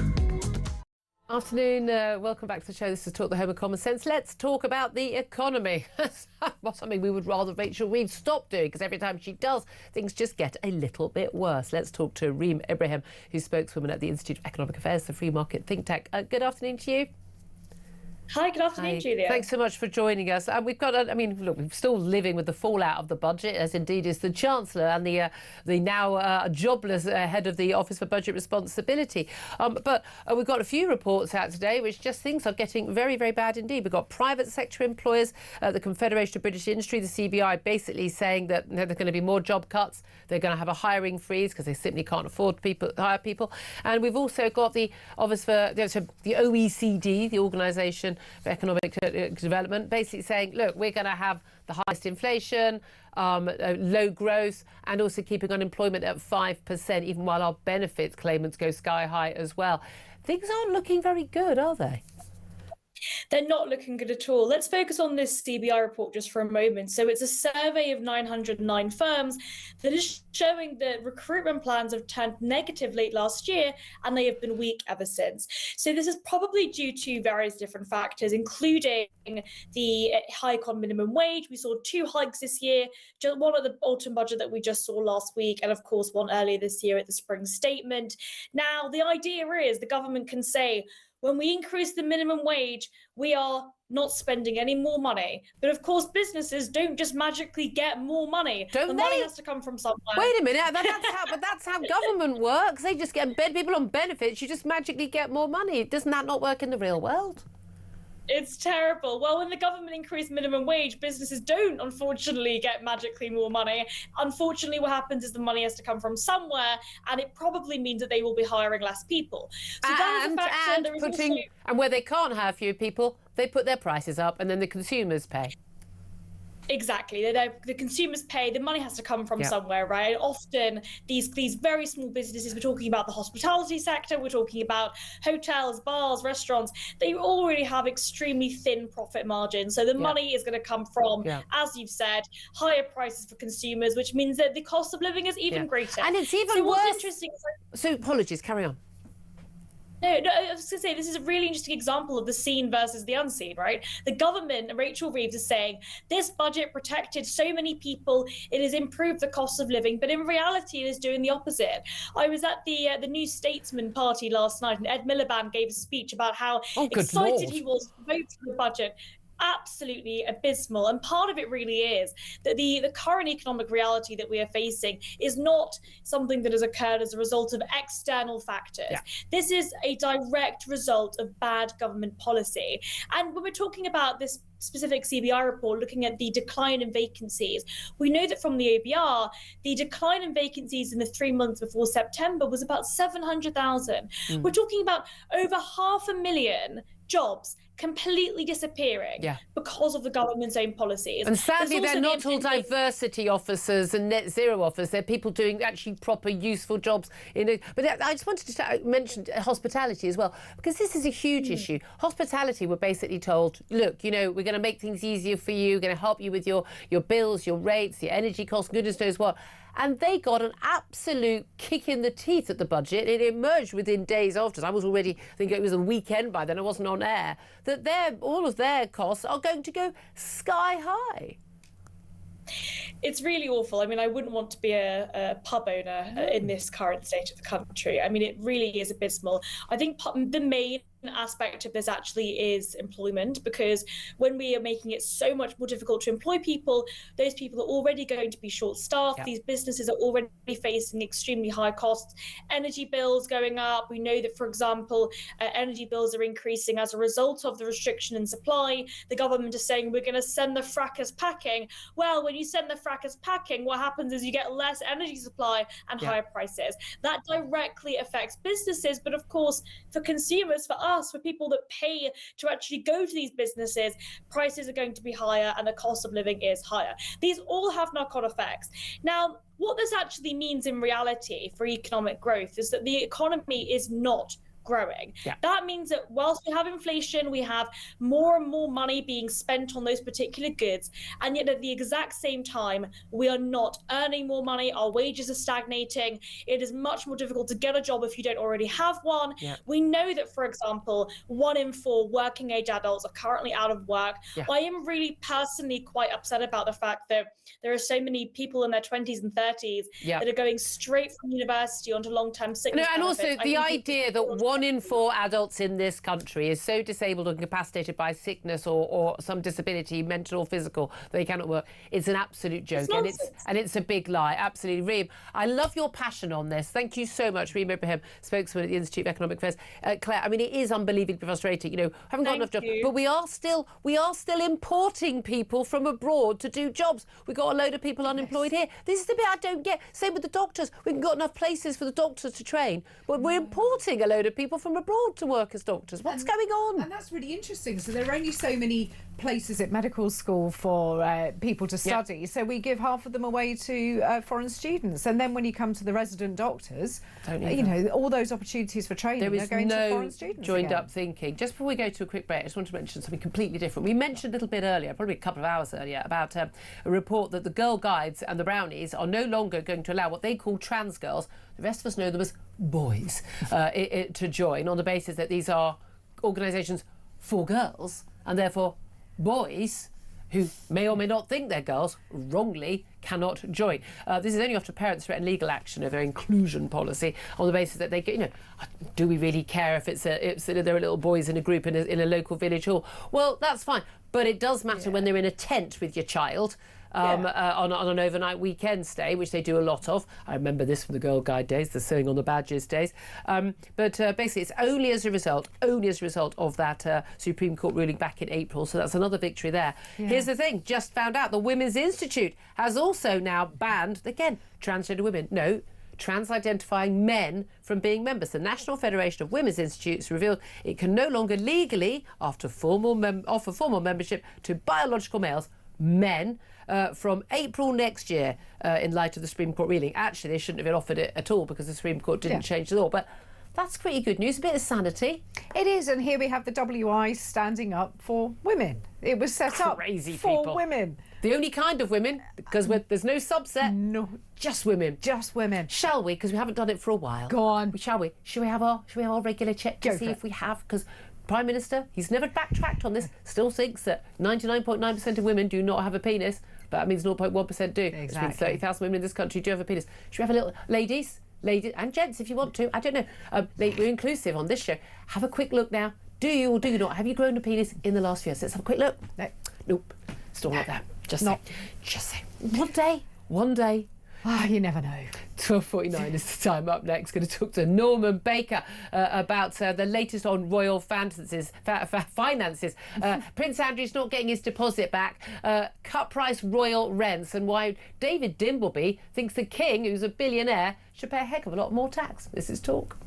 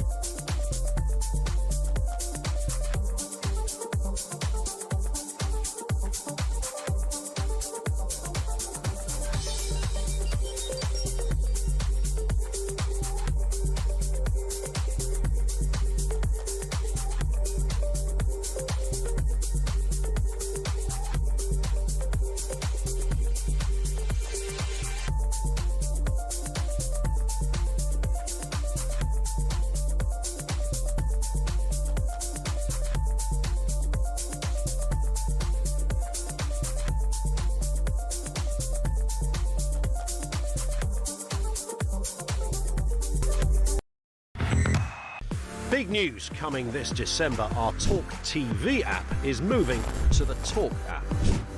You can watch, catch up and listen to all your favourite shows and podcasts anytime, anywhere, all on the Talk app. From Monday, 1st of December, the talkTV app will no longer exist, so don't miss out. So head over to your App Store or Google Play and search Talk now.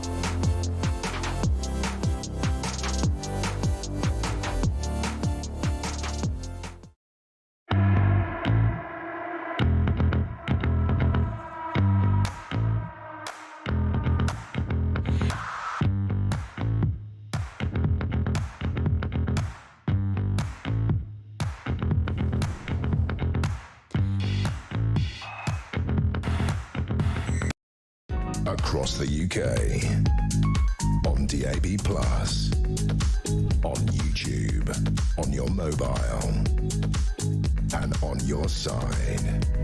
This is Talk.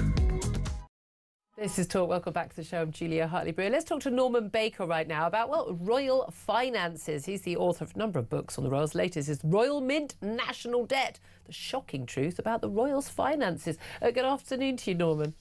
Hello, Julia. Nice to speak to you again. Thank you for joining us. A few stories I want to talk to you about. One is the artist formerly known as Prince, Andrew Mountbatten Windsor, apparently won't get his best part of 500 grand deposit back for Royal Lodge. He's been forced, we're going to be after Christmas, forced out of his big fancy home in Windsor. But he was supposed to get a payment of 488 grand for early surrender of his 75-year lease, but he's not going to get it back. Why?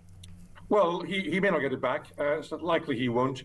There's dilapidation to the property. He's failed to maintain it properly according to the lease, and therefore the Crown Estate legitimately will charge him for remedial works to bring it back up to speed. Yeah. Now, what that costs in the end, we don't know. Probably over 488,000. If it's less than that, he gets a refund. There'll be public outrage. Yeah. If it's more than that, he'll face a bill. That would be fun. Well, the key thing is, I mean, you've seen pictures of the house. I mean, this is a absolutely huge, it's not a lodge, it's a big mansion, it's a stately home, for goodness sake.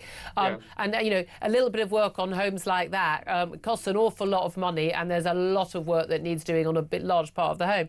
What is interesting, of course, when we found out he was on this sort of peppercorn rent, basically paying virtually nothing for this lease over the years for this huge mansion, that actually lots of other royals are getting these sorts of deals. Tell us what's going on. Well, Prince Edward has a 120-room mansion. Sorry, what? 120 room? 120-room mansion at Bagshot Park for him to rattle around in with Sophie. He's on a peppercorn rent as well. Princess Alexandra, who is she, you might ask? Yeah, good point. She's in a property in Richmond Park, very nice part of the world. £225 a month. Which you wouldn't get. That's not even a studio. That's not even a shared flat in London anymore. No, it's not. It's not even a pokey one-bedroom flat in Romford, probably, for that amount of money. So the question is, why are these royals getting subsidised accommodation? And we're paying for it. We're paying for it because that's less money for the Crown Estate, which is a public body. It means less money goes from the Crown Estate to the Treasury. And as a consequence of that, we are indirectly providing subsidy for the royals from the public. Because this is the thing. I think a lot of people say, you know, look, as long as it's, you know, that when we had, you know, the civil list and that was cut down to the immediate royals, and then, you know, Andrew was being paid for out of the Queen's purse, and if she wanted to give him, the late Queen, if she wanted to give him a load of money to her favourite son, that was entirely up to her with all you know, her own personal money. Although the personal and the public money kind of very closely, inextricably linked, one would say. Yes. But again, as you say, what's emerging out, and because there is a duty of care from this this national body to basically maximise tax revenue for us as shareholders, effectively, aren't we? Yes. In that sense, they can't just spend money on anything. They can't just go, oh, have another crown, Sophie, have another bigger house, Edward. They can't actually do that, but they do. Well, the Public Accounts Committee has to look into why it was. For example, with Edward and Sophie, they were given that arrangement for a peppercorn rent at the same time as there was interest in that building to make it a conference centre. Yeah. And a conference centre would have paid a market rent for that property. So there's a whole question as to how much leverage or pressure is put on the Crown Estate, which, let's just say, is a public body, by the royal family to get properties. And what they say is that it's a sensitive area, Windsor Great Park. It's a security issue. We have to be there. and they put pressure on the Crown Estate to get a deal out of them. Well, that has to be unravelled. Yeah. And quite frankly, nobody needs 120 rooms for themselves and their missus. I'm just thinking of how much cleaning that involves. That's what I'm thinking. But this is the thing. The argument for Andrew was, of course, well, he was paying virtually nothing, but, I mean, again, huge sums of money to the rest of us who don't have those sort of, like, just money. I mean, no one can work out where his money comes from. He was on a pension from serving in the military, and then he had this sort of pretend job as a trade envoy, and then apparently it's just got these, this vast income from somewhere to buy ski lodges and goodness knows what. Yeah. But this is the thing. There's this idea that, well, these he has to be somewhere that's secure. They can't rent this out at a market rent in Windsor because it's within the sort of security zone. There is an argument there, isn't there? There's an argument there for allocating a property in a secure zone. There's not an argument, in my view, for having a discounted rent for people who are already very rich.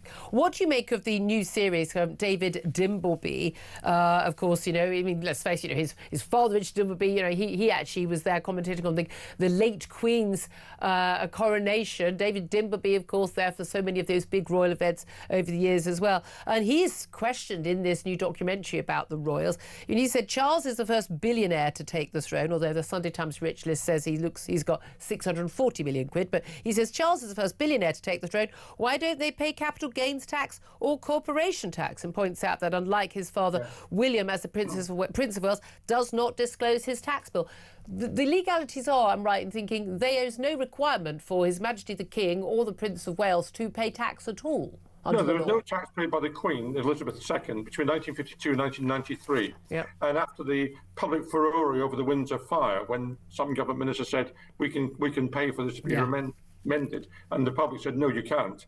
At that point, the Queen started paying tax voluntarily. But we don't know what rate. We don't know what rate, but I had a debate in 2003, I think it was in the Commons, when I was assured by the minister they were paying at the proper rate. But of course, it's entirely voluntary, and of course, William could have stopped it. We just don't know. I mean, that's a totally unsatisfactory arrangement. I mean, William's just a citizen like anybody else. He's not a monarch. Yeah. Oh, if we have to pay our taxes, I think everyone should have to pay. It seems very, very clear to me. I think the tide has changed. You can be as much of a monarchist as you want to be, but you can still think that they're not above the law. No, exactly. That's the way it should be. David Dimbleby was one of my constituents, as a matter of fact, so I was very pleased to see him taking this matter up. But, I mean, it's not simply the taxes he referred to, which actually relate to the Duchy of Cornwall